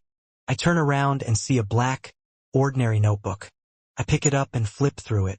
I'm certain that the surface of the notebook is made of hard paper. The paper inside is an imitation of goatskin. One of the pages is painted with the fool, who's wearing gorgeous clothes and dazzling head accessories. With the fool as my online nickname, how can I not recognize the fool? How much is it? I ask casually. 30 yuan. The boss replies with a good attitude. It's a little expensive. What about this pen? I casually pick up another dark red, classic fountain pen. 25 yuan. If you buy both of them, you can have them for 50 yuan. The boss in the black dress says with a smile. I hesitate for a few seconds and feel that 50 yuan isn't an unacceptable price compared to traveling 2 kilometers by taxi. Not only is it a waste of time, but the transport cost would be around 20 yuan. Including the cost of the notebook and pen, it would be about 30 to 40 yuan. Okay. I take out my phone and complete the transaction. After leaving the Star Dream Provision store and returning to the police station, I register at the guardhouse. During this process, a police car drives out. Is there an emergency mission? The policeman on duty asks. While waiting for the barrier to rise, the driver replies indifferently, "Damn it! A car thief appeared. He stole 2 sedan cars. Stole 2 sedan cars in a row. This is probably a crime syndicate. How can one person drive 2 cars? I can't help but mutter inwardly. This is the cultivation I've gone through as a fan of courtroom dramas and detective series, as well as me being a loyal reader of crime deduction novels. Of course, I don't say it out loud. I believe that people with standard intelligence can come to a similar conclusion. When the guard on duty calls to confirm my identity, I take out my phone and check the time. There's more than enough time. I let out a sigh of relief as I unhurriedly circle around the pond in the middle of the courtyard and enter the building facing the main entrance. After I run through the possible exchange in my mind, I knock on the door of the target's office 3 minutes early. Please come in. A mellow voice sounds from inside. Oh, Officer Deng. As soon as I push open the door and enter, I realize that the officer sitting behind the desk is the one who had come to check on my residence permit. I always imagined that he's a police officer at the police station, but I never expected him to have an office at the Municipal Public Security Bureau. He even has the room to himself. You are. Officer Deng raises his hand to comb his receding hairline and asks with a puzzled look, "Do we know each other? Last night, you checked on my residence permit and reminded me of a mysterious cult. Later, we met again in Lawson. I even reported a woman suspected to be a member of the cult. I begin to suspect that the person in front of me is Officer Deng's biological brother. But I still give the details. Officer Deng is enlightened. Zhozhou Mingrue, right? I'm face-blind, and I don't have a good memory. It was night, so I couldn't see clearly. I don't need you to tell me that your memory isn't good or how you have face blindness. Can tell. I politely smile. Today, I'm representing the Intis group to take over the previous project. Yes, we agreed to meet at 4. Officer Deng points at the chair opposite his desk. I immediately approach it and plan on placing the black notebook that I just bought on the table. I will then flip it to the middle. I can't let Officer Deng notice that I just bought it and have never written on it. Officer Deng glances at the notebook and frowns slightly. Following that, he picks up the phone and dials an internal department number. Hey, the Intis group is here. Come over for a meeting. After a simple briefing, he puts down the phone and smiles at me. This is an international collaboration project. We can't decide on our own. Yes, the other party's representative will be here soon. I'm aware of that. I've read the relevant documents in the morning and know what's going on. Of course, even if I'm lazy and didn't read it, I'll still have given such an answer. I can't let the partner I'm working with find out that I'm skiving and not doing my job well.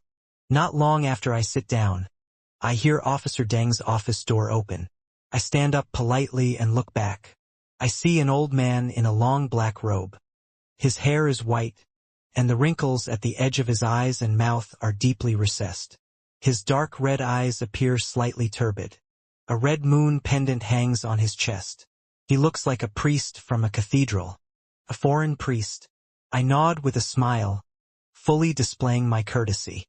For some reason, I find this old man a little familiar, just like the first time I met Officer Deng. Strange. Recently, I've been feeling sad for some inexplicable reason. Is this the after effect of the assassin beverage? I silently inhale and control my emotions. At that moment, Officer Deng introduces Old Neil, an Interpol representative, a clergyman. Hello, Mr. Neil. Quickly greet him. Old Neil doesn't speak. He sizes me up and chuckles. Lad, have you been troubled by ghosts recently? You can tell? I'm shocked. I don't know if I should admit it or hide it from a stranger. Don't lie. My eyes are very sharp. Old Neil smiles and points at his eyes. A little, I mutter. Ha ha. Old Neil immediately laughs. You're still too young. You confessed the moment I called you out. Actually, I'm not that sure. Yes, I'm a priest. I have the ability to expel wraiths and shadows. Do you need my help? Is it okay to discuss such feudal superstitions in front of a police officer? I open my mouth, speechless. Old Neil walks to Officer Deng's table and very naturally picks up the coffee can on it. Don't worry, I don't charge much. If you're still a believer of the goddess, I can even do it for free. I wasn't a believer of the goddess in the past, but I am now. At this moment, my heart is palpitating. I hesitate for 2 seconds before sighing. But I've already found a helper. Who is it? There aren't many people with such abilities. Most of them are cheats. Old Neil skillfully brews his coffee and asks casually. Daly, do you know her? I ask hesitantly. Daly? Ah, then that's fine. Old Neil retracts his smile and asks, are you the representative of the Intis group? Let's begin. At the same time, Officer Deng shakes his head with a smile, looking helpless. You know Madame Daly? Ask. Old Neil sighs and points at Officer Deng. His fiancée. Oh. Everyone knows each other. I can't help but sigh. This boosts my confidence in Madame Daly. I stop chatting and begin communicating with Officer Deng and Old Neil about the project, taking note of their requests. Only an hour passes. Yawn. Old Neil stretches his back. It's finally over. These old bones of mine really can't withstand the torment of such meetings. I no longer have the energy. With that said, he stands up and smiles at me and Officer Deng. It's time for me to retire. It's time for me to leave. I'll go to a faraway village. I'll grow some flowers, feed the chickens, and play the piano for my wife. I don't have to worry about things here anymore. Officer Deng stands up as well. As he sends Old Neil out, he smiles and says, let's go together. As I watch them leave, I suddenly feel speechless. It's not even 5:30, and I can get off work normally again. I've already composed myself by the time when I walk out of the police station, feeling happy that I don't have to work overtime today. Before I left in the afternoon, I communicated with the administration department and was told that I didn't need to return to the company. After all, we didn't know how long the meeting would take. What if Officer Deng got me to stay for dinner, sing some karaoke, and enjoy a spa, right? Although the probability of this happening is low, even if it wouldn't happen to me, I still have to be prepared.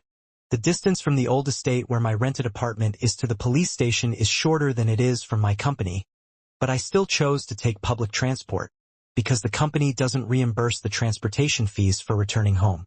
Metro line 3,600 meters. Bus 72, 150 meters. I take out my phone and search for a route home. After careful consideration, I choose to take the bus. The weather is hot in the summer, so it's best if I can minimize the steps taken. As I wait at the bus stop for the bus, I can't help but doubt my life. I'm already a real, powerful, and extraordinary assassin. Why do I have to live like a slave of society? But I can't get any money without work. Assassins also need to save money to buy a house, food, and clothes. So at times like this, it should be like a game. Give me an assassin manager and help me gather missions. After confirming how evil my target is, I'll shave my head and flash through the crowd. No, being bald is too ugly. Forget it. What can I do? Record videos of extreme sports? I still have to practice and learn. I've never paid attention to it before. Actually, I can consider joining the police academy. As an assassin, I'm capable of capturing thieves and scammers. I won't disappoint with my abilities. The only problem is that I've heard that a policeman's income isn't too high. Perhaps it's better after the probation period? As I seriously consider the future, I board the bus. I hold the handle and notebook with one hand, and I pull out my phone with the other. I'm a refined person. I definitely won't blast out any sounds in public. I don't have wireless earphones, so I can only browse Weibo and Hupu, an online sports community website. As the bus drives, it suddenly stops. The driver's voice sounds from the speaker. Get off the bus. There's a malfunction. Wait for the next one. The passengers curse as they get out of the bus. I'm among them as I sigh at my bad luck today. There's only one stop left. There's no need to wait. I'll just walk back. I open the map app and confirm my current location. If I knew this would happen, I might as well have taken the subway. I follow the GPS, walking straight, taking a bend, crossing the street, to the old estate I live in. At this moment, I see a 5- or 6-year-old girl jump out from the roadside, and an SUV is speeding over. I'm stunned at first, but then I realize that I'm an assassin, an expert that surpasses ordinary people. Without any hesitation, I run towards the girl. Seeing that I might not make it in time, I exert strength into my legs and kick out, relying on my assassin's ability to unleash all of my strength in one strike to pounce forward.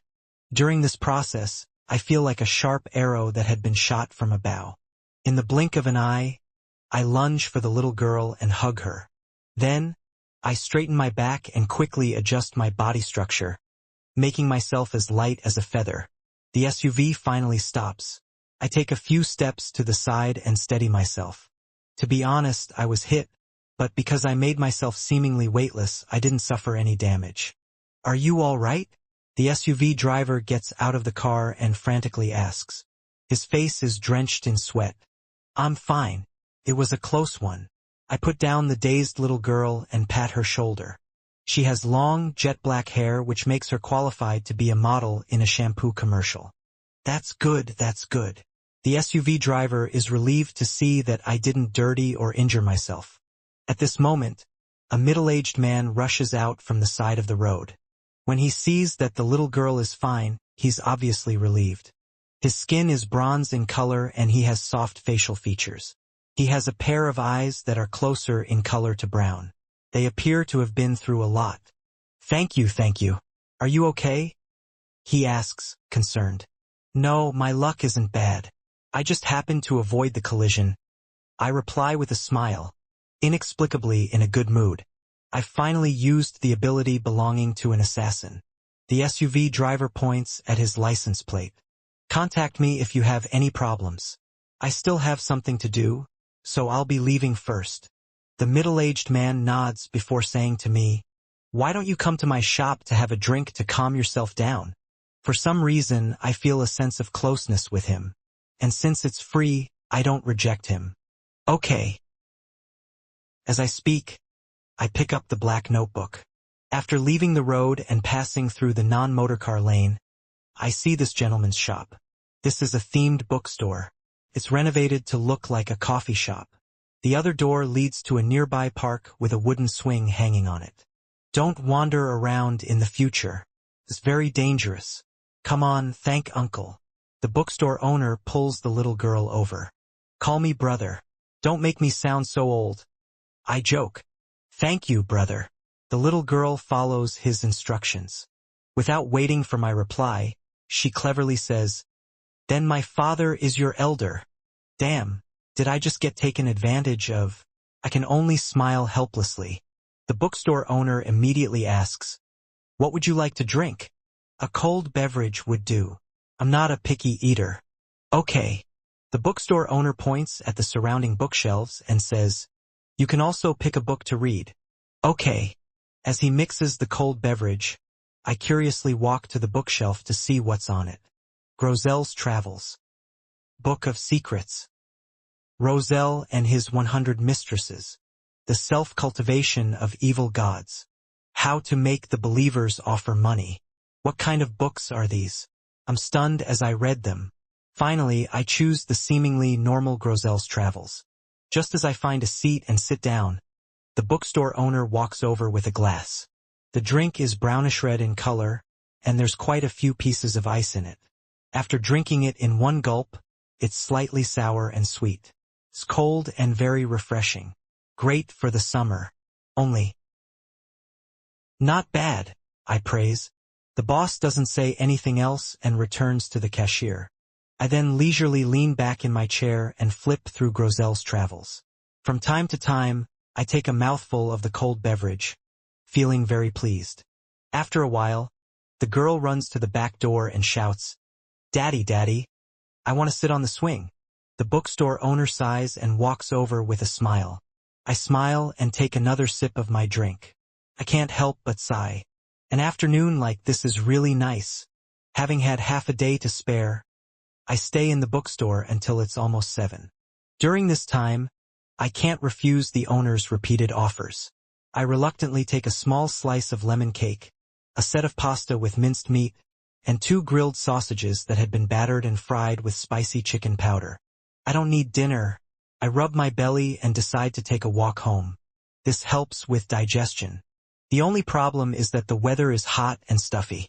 If I walk in this weather for a while, I'll definitely sweat.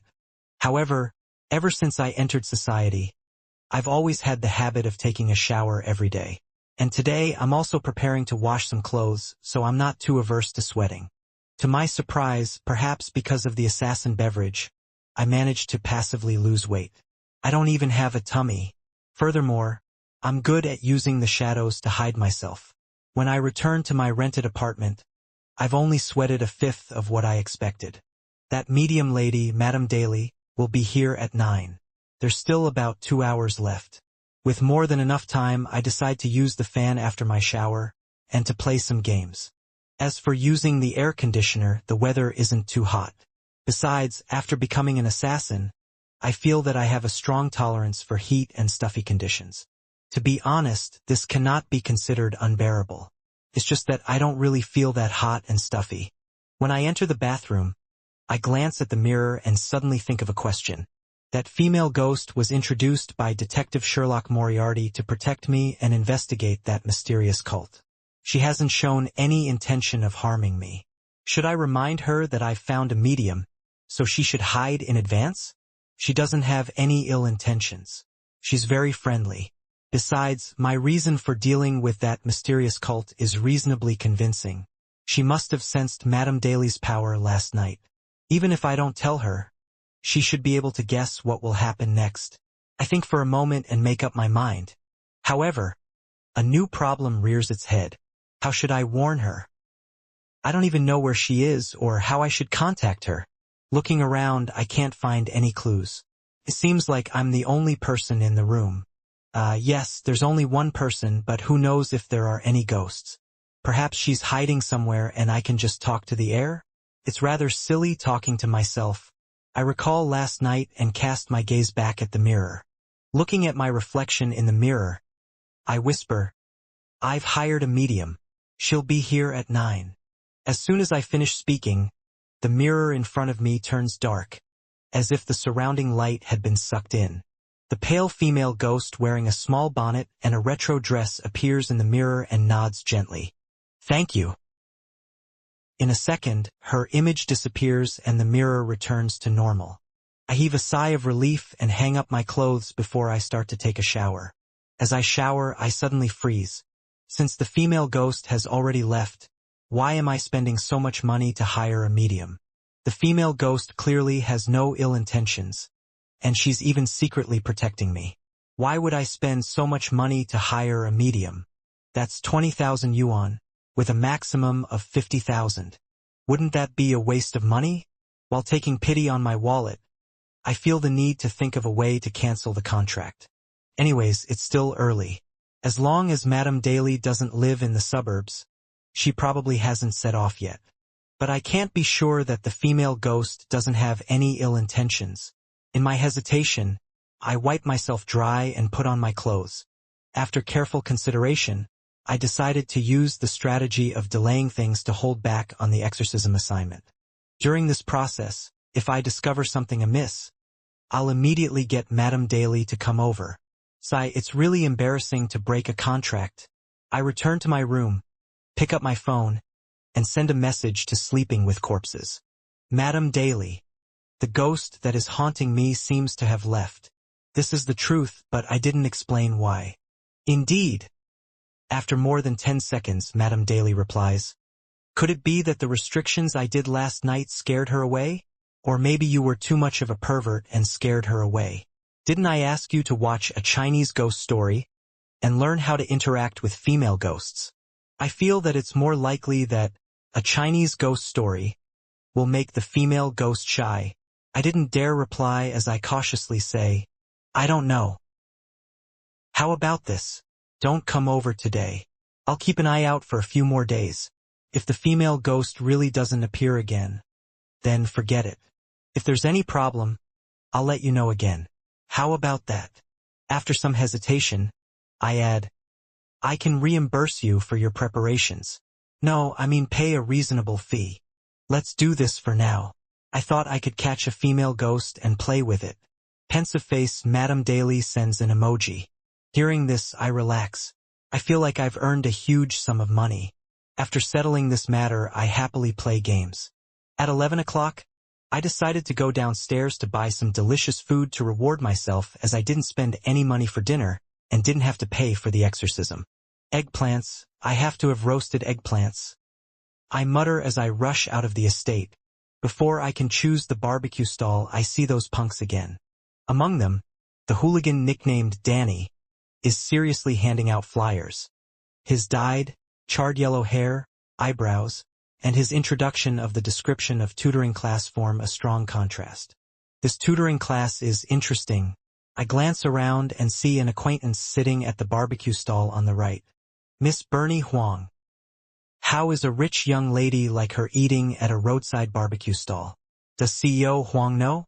I casually size up Miss Huang's companion. If it was a guy, that would be amazing gossip. A girl wearing black-framed glasses. She's not too old. About the same age as Miss Huang. I feel full of regret and was about to retract my gaze. At this moment, Miss Huang raises her head and looks over. At this moment, our eyes meet. She immediately stands up and walks towards me. This is a little awkward. However, there's nothing to feel awkward about. I live nearby, so what's wrong with coming out to eat some barbecue? I stand my ground and wait for Miss Huang and her friend to come over. Miss Huang stops in front of me and tersely acknowledges my presence. "I have something I need your help with." The girl in black-framed glasses beside her asks curiously, "Father, who is he?" Only. What kind of address is that? The relationship between youngsters nowadays is so complicated. I'm actually at a loss as to how to respond. I can only force the corners of my mouth to curl up as I express my doubts with a smile. We had a bet in our dorm. Whoever lost had to address the winner as father. Miss Bernie Huang explains. She points at the girl beside her. Her family runs a tutoring class. I would like you to register for the dream tutoring classes and sit in for their classes. I'll pay for it. I'll also pay you a fee for the work you do later.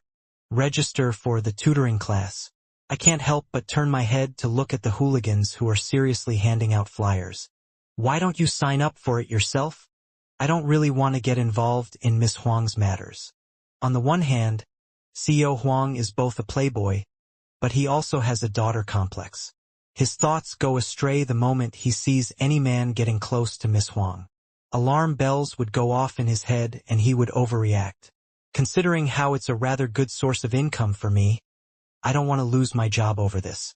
Yes, although I've been working overtime for quite a while, I'm still paid enough for overtime work.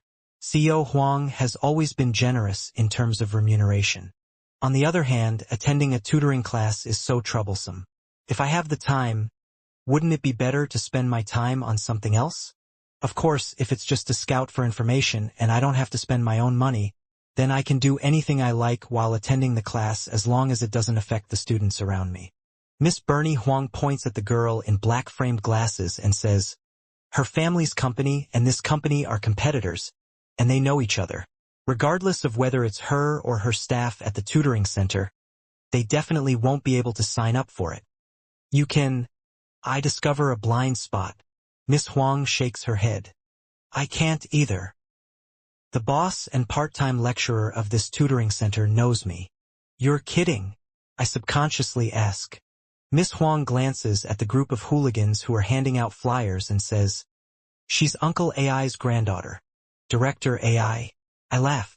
This is friendly fire. Conflicts arising between people on the same side. Without waiting for Miss Huang and her daughter to speak, I sincerely give a suggestion. To be honest, why do you need someone to attend their tutoring classes? You can all work together. Everyone can establish an indirect relationship. You invest in me and I'll invest in you. Wouldn't a merger be better? Only by becoming larger and stronger will you be able to fight against other tutoring center chains. With that said, I silently apologize. Sorry, I've been reading more business reports recently. I'll consider that. However, we have to first grasp the style and quality of their tutoring classes before we can talk about anything else. Miss Huang replies in a businesslike manner. This is the result of an in-home upbringing. I sigh inwardly and casually say, then you can find a random passerby. They aren't trustworthy. I still have to do background checks. It's too expensive to find a professional company. The cost is too high. Miss Huang answers the questions that I haven't even thought of. She continues, you don't need to attend the classes often. You just need to attend 4 to 5 lessons. After that, it will be up to your own preferences. 4 to 5 lessons, which means 1 or 2 weekends. I'll treat it as overtime. I hesitate for a moment before saying, I'll ask. Miss Huang and the girl in black-framed glasses immediately replies, thank you. I then walk towards the group of hooligans and stop in front of the guy whose hair and eyebrows are dyed a charred yellow. Danny, this definitely isn't a proper nickname. It's best that I don't address him like that, lest we fight on the spot, although I'm already an assassin and am unparalleled. There's no need for that. I cough lightly and say, what are the fees like for the tutoring classes? The hooligan with the yellowish eyebrows looks at me with a happy expression and says, it depends on the situation. For example, what kind of class you'll be taking. Is it an evening class, weekend class, or classes during the daytime? All of them have different prices. Also, what do you primarily want to learn? Foreign languages, mathematics, Chinese, history, or everything? And what level are you at? Of course, it has to be weekend classes. I usually don't have time. I'm dead tired after work every day. I just want to have some fun. Considering how I had to receive a foreign VIP previously, I reply, weekend class, foreign languages, more verbal in style, adult standards. It's best to be more business-oriented. Sure, no problem. The hooligan nicknamed Danny turns over the flyer in his hand and hands it to me. Weekend business English classes. 8,888 yuan a semester. He rambles on. I'll consider it. I take the flyer and say, when can I sign up? The registration period is currently underway. There are discounts for registering now. It only costs 666. The location is the address on the flyer.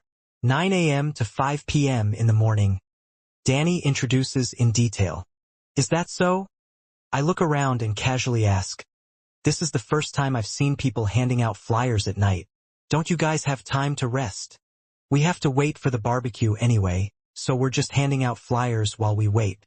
Moreover, the foot traffic is the highest here at night. Danny explains indifferently. I see. I ask, what's your name? Do I need to mention your name when signing up?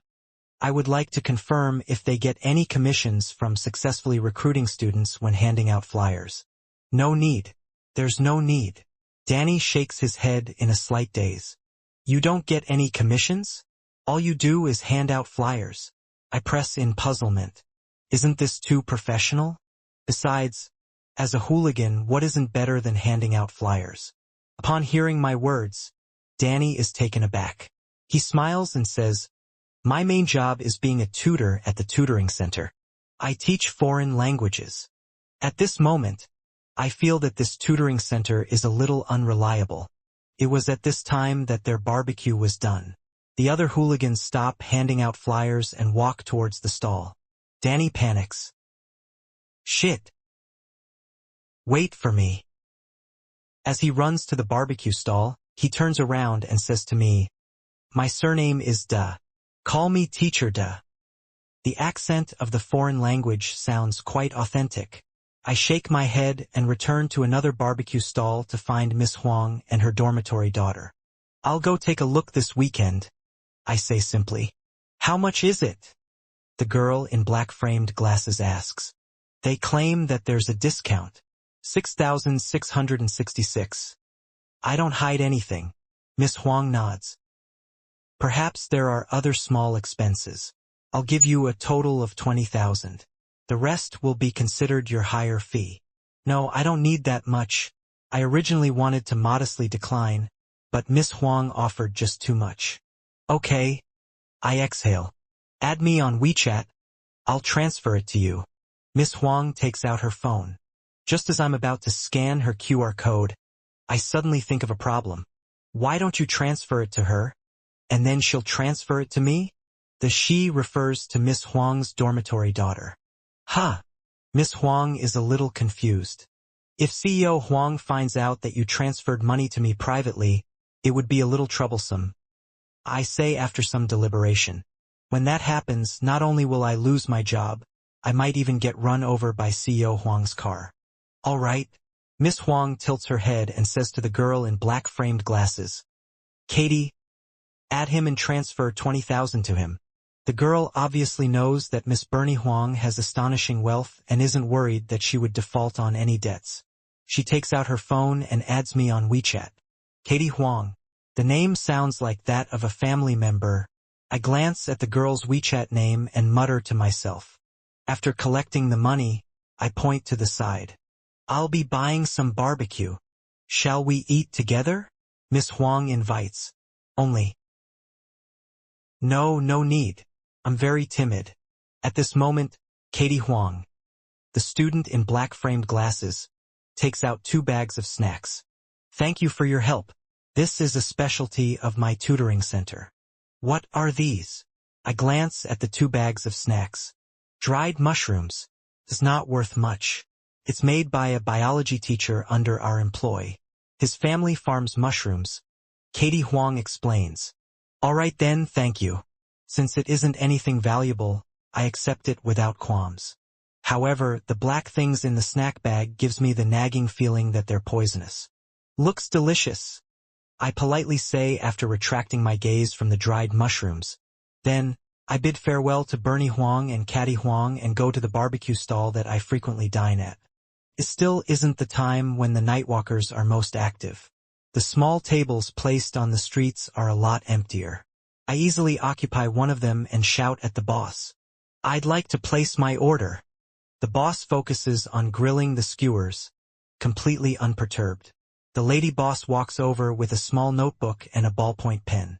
Without exchanging pleasantries or any small talk, I directly say, 10 sticks of pork belly, 10 sticks of pork ribs, 5 sticks of chicken skin, 1 set of chives, and 1 eggplant. The beef kebabs and lamb skewers at this barbecue stall aren't very good, so I didn't order them. Of course, the amount of food I ordered has already exceeded my initial expectations, but it doesn't matter. Not only did I save tens of thousands of dollars from the exorcism today, but I even earned more than 10,000 yuan from Miss Huang. I have to treat myself. As a normal person, after ordering so many meat dishes, I should always have some vegetarian dishes. I need to balance my diet with some greens. As for eggplants, I don't view them as vegetables. They transcend the concept of vegetables and meat dishes, and are unique existences in the barbecue world. Miss Huang is really generous. If I wasn't worried that CEO Huang would overreact, I would really like to add her on WeChat and ask her to trouble me more often. If there are any commissions, then just hand them to me. Of course, I can't take on things that are illegal and matters that go below the neck. I watch as the lady boss returns to the grill and repeats what I had just ordered. Looking around, I notice that the other tables are occupied by groups of 2s or 3s. There are also people like me who eat barbecue alone, but they choose to have it to go, so as to eat it at home. It's good to have more people. That will allow us to eat a greater variety of food. We can even have a few drinks. I ponder for a while and feel that I should get someone to join me. Then, I suddenly think of a suitable candidate. Peng Deng. My childhood friend Peng Deng who lives nearby. Without hesitation, I take out my phone and send him a WeChat message. Come out for barbecue. With my understanding of this fellow, he definitely won't let go of the opportunity to rip me off. However, Peng Deng doesn't reply to my message. He's in a ranked game. I randomly guess the reason for this and start thinking about who else I could invite. In this city, I don't only have Peng Deng as a friend, but the rest of them live quite far away. It doesn't seem like a good idea to get someone to take a taxi all the way here to eat barbecue at around 11 in the evening. After all, I don't have anything to discuss with them, and I didn't make an appointment beforehand. It might be better to just eat by myself. I stand up and prepare to go to the nearby Family Mart, Lawson, or a local mini-mart to buy some drinks. How can I not have cold drinks with barbecue? A few years ago, when the roadside stalls weren't under strict supervision, there was usually a mobile icebox placed beside these barbecue stalls. Then, they would lay some cables to siphon off electricity from somewhere to sell iced beer and various cold beverages. Not only was it convenient for customers, but they could also earn some extra money. Unfortunately, it's difficult for such situations to happen now, unless it's a barbecue shop with a shop front. Looking around, I decide to head to the nearest local mini-mart. Boss, help me watch my seat. I'm going to buy some drinks. I inform the lady boss, worried that there wouldn't be a place to sit when I return later. Okay. The lady boss isn't worried that I would run away. My order is still being roasted. Even if I don't want it anymore, there will still be many people who can have it. When I'm almost at the entrance of the mini-mart, my phone vibrates. Taking it out, I see that Peng Deng has finally replied. Don't you have a nightlife? Do you? I respond reflexively. Of course. My girlfriend is at my place here today. Peng Deng replies quickly. Following that, he sends another message. Eating supper isn't good for your health. Take it easy. Bring your girlfriend along. I emphasize, I'm treating. Okay. We'll be right there. Peng Deng never needs to use transitional words in his speech. Hurry up. Also, what do you want to drink? Ask. Peng Deng doesn't reply immediately. He only sends a message after I enter the mini-mart. I'm not coming. My girlfriend says she's on a diet and doesn't eat supper. She already looks so thin. Why would she need to go on a diet? I think for a while and reply, you can come alone. Peng Deng sent ellipses. She said that this is flaunting, a great insult towards her. TCH. I despise this adulterous pair for 2 seconds before deliberately saying, show me your masculinity.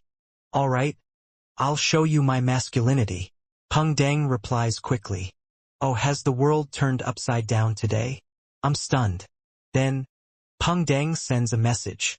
As a man, since I said I'm not coming, it means I'm not coming. I'm speechless. Putting my phone away, I head to the freezer and fridge to consider what to drink. Frankly speaking, I don't like alcohol, but it's not that I can't drink it. It's just that I don't like it and feel that it tastes bad. Therefore, unless it's a request from a friend, I won't expressly buy alcohol. In all these years, there are only 2 types of alcohol that suits my taste. One is rice wine and the other is ice wine. The thing they have in common is sweetness. As my gaze shifts, I see a strange man. He's actually wearing a shirt, vest, suit, and pants in the middle of the night, as if he had just attended a business dinner. This stands out in the stark contrast with a mini-mart or barbecue stall. Oh, his eyes are red. He's quite handsome. I tisk and retract my gaze. What does his attire have to do with me? At this moment, the young man walks over. He hesitates for a moment before asking, "Hello, can you give me directions to the nearest hospital?" "You don't know the way?" I'm surprised. The man answers with hesitation, "I just moved here." "Oh." I point to the door. "Turn right and walk straight when you're out. You'll be able to see the hospital when you turn right at the crossroads." "Thank you." The man nods politely. I don't watch him leave as I continue to lower my head and choose my drink. After careful consideration, I buy a can of pineapple beer. These beverages are divided into two types. One is pineapple-flavored beer, while the other is pineapple-flavored carbonated drinks which don't contain any alcohol. It only contains a slight beer taste to drive away the heat. Without a doubt, I choose the latter. After exiting the mini-mart and returning to the stall, I wait for a while longer before I finally see my barbecue. Just as I'm about to enjoy it, a figure appears in front of me. The red-eyed man in the three-piece suit walks over and politely asks, "Hello, can you give me directions to the nearest hospital?" "You just asked me." I point that out. The man seems to finally recognize me. His expression changes as he blurts out, "I'm lost again." "Why are you saying again?" I wonder. Looking at the young man with bright red eyes, I snap to my senses. The first thought I have is, what a waste of a handsome face. After 2 seconds, I become somewhat worried. Is this guy mentally challenged or just simply mental? Is he the type of person who easily loses his way to the point that a missing report pamphlet is handed out the very next day? No, he answered me very fluently just now. He looks fine on the surface. Perhaps he's just bad with directions? Whoa, how can someone like this be allowed outside the house on their own? I hesitate for a moment before asking, "Do you have your family's number? Do you need to give them a call?" The man's expression instantly turns extremely ugly, giving off the feeling that he wants to bury his head in the ground. "There's no need," he answers firmly. "It was just a mistake. A mistake. I wasn't focused, as I was thinking about other problems." "There's no need to explain," I immediately respond. Trying to explain it just shows your attempts to hide things, I add inwardly. Following that, I stand up, turn around, and point at the end of the road. "Follow this path to the crossroads, then turn right. Understand? Turn right." I move my right arm as I face the same direction as him. The man gloomily says, "I'm not a juvenile. I'll concentrate this time. There definitely won't be a problem." I ignore his emphasis and instead remind him, "If you encounter any more accidents, you can look for the police." I originally wanted to mischievously say Mr. Policeman, but since he has already said that he isn't a juvenile, I'll just forget about it. However, is this guy living in some stage play? His choice of words are quite literal. Juvenile? Using the term primary school student would be more down to earth. The man falls silent for 2 seconds before taking a deep breath. "Thank you." "You're welcome." I suppress my urge to make a joke. After watching this guy walk far down the road, I sit back down and enjoy the barbecue. I have to say that meat kebabs have to have fat in order to be delicious. Otherwise, they need to be marinated. Otherwise, it would definitely be dry, woody, and tasteless. In this aspect, chicken skin is definitely the type of food that can take up the challenge. In my heart, it's better than pork belly. However, the chicken skin's quality is hard to guarantee. Some barbecue stalls use the kind that were frozen for God knows how long. As for the one I chose, I can be quite certain of its standards. I bite down on a piece of condiment-infused chicken skin that's been coated with grease. Combined with a mouthful of pineapple and the chilling taste of beer, I find this summer evening simply wonderful in a way that cannot be described. This pineapple beer isn't bad. It's refreshing and quenches my thirst. I'm completely engrossed in the food to the point that I even neglect my phone. Meat, chives, eggplant, and an iced beverage.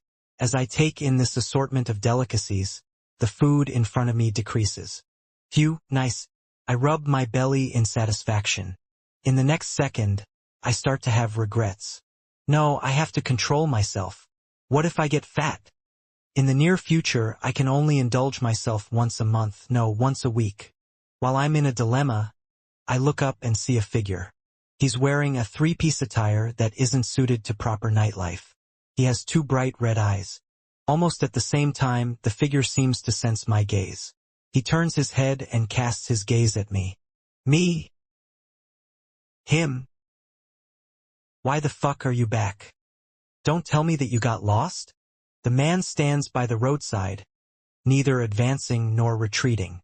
He seems to be embroiled in an intense inner struggle. I look around, but I don't see any patrolling policemen. I hesitate for a moment before standing up and walking towards the man. I've already paid for the barbecue when the kebabs were delivered, so the lady boss doesn't stop me from leaving. Why don't I take you there? I don't mention the fact that he's lost. As a person, one has to know when to joke and when not to. The man's expression changes. After a few seconds, he whispers, "All right, let's go." I turn and lead. "Thank you." The wind nearly scatters his voice from behind. As I walk along the road to the crossroads, I casually chat. "Which country are you from? You speak pretty good Mandarin." "I'm a minority."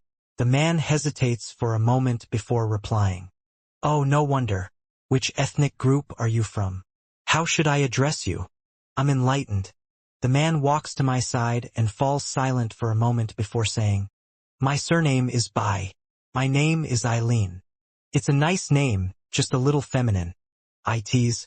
To be honest, a superficial joke like this definitely doesn't match the sarcasm in my heart.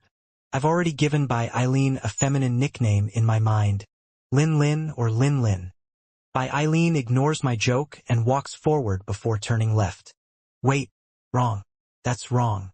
Over here." I quickly correct him. "You really are a primary school student." Bai Eileen immediately turns around and follows me to take the right turn. I don't look at his face and I don't say a word. I give him time to calm down, lest he gets angry. To be honest, who gave him the courage to come out in the middle of the night to look for a hospital with such a terrible sense of direction? Couldn't he just get a taxi? Or let his parents accompany him? After turning right, it's only a 50 to 60-meter walk. The hospital appears before us. This hospital isn't big. This is the inpatient building. If you go straight ahead, you'll see the emergency department and the outpatient building. "Do you need me to bring you there?" "No need. I'm just going to the inpatient building." Bai Eileen is visibly relieved. "Thank you." As he speaks, he takes out a simple brass key from his pocket. Strange. People actually use a key like that in this day and age? In actuality, it just appears like that on the surface. It's essentially a smart key. I don't probe further and wave. "Goodbye." After walking for a few meters, I look back worriedly, only to find Bai Eileen gone. I can no longer see him on this road. It's as if he vanished into thin air. The hospital's side door didn't open either. Could he have fallen into the sewers? I look over and realize that the manhole cover is fine. Perhaps he used the key to open the door and enter. Heh, the old man guarding the side door must be asleep, right?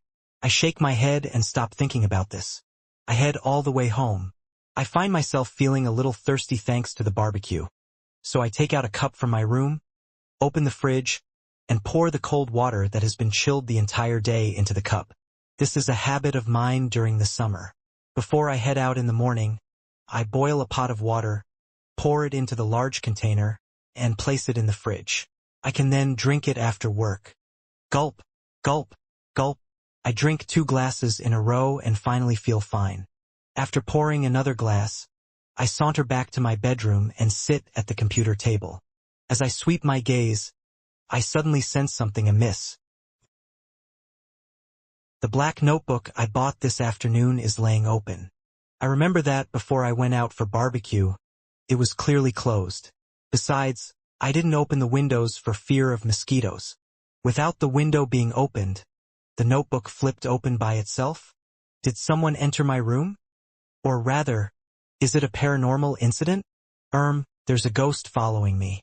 It's normal to have paranormal incidents. In that second, countless thoughts flash through my mind. At the same time, I see a monster drawn on the page of the open notebook. The monster is humanoid, but it's made of tiny squirming worms. This sounds very bizarre and terrifying, but in reality, it feels nothing of the sort. This is because this drawing is very simple and crude. It resembles the random scribbling of a kindergarten child. No way? Some brat entered my room? A relative of one of my flatmates? As I think about it, I pick up my notebook and flip through it quickly, searching for other traces. After flipping through 2 pages, I see lines of text. My drawing expertise is really bad. The main problem isn't me. I was once called a master artist. War is art. War is aesthetics. It's like I've had a dream that I often had. The dream is filled with such strange languages. I'm such a decadent fellow. We really are women.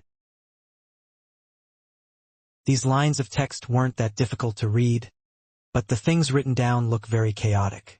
It gives me a headache as I instinctively stop reading and close the notebook. There's a problem with this. This is like an incantation for dark magic. I've experienced quite a few things in the past 2 days. I barely managed to calm myself down as I cast my gaze towards the window. On the glass window, the blonde female ghost that looks like she's cosplaying appears. Do you know who did it? I ask in a suppressed voice. It was done by an evil spirit. The female ghost replies with an ethereal voice. Evil spirit sounds more advanced than some spirit or poltergeist. As a modern youth who has played many foreign games and watched some foreign television series, I think the name sounds pretty cool. Is an evil spirit more powerful? I ask after some deliberation. The female ghost nods her head in agreement. Will this be more troublesome? I think of asking Madame Daly to exorcise the ghosts again, but I'm also worried that she won't be able to deal with ghosts at the level of evil spirits. I'm also an evil spirit, the female ghost says simply. Okay. I don't know how to respond. What's that evil spirit's intention behind scrawling in my notebook? Takes me a few seconds to recall the main purpose of my question. The female ghost shakes her head. I don't know. I open my mouth and change the topic. How should I address you? I can't just keep calling her female ghost, right?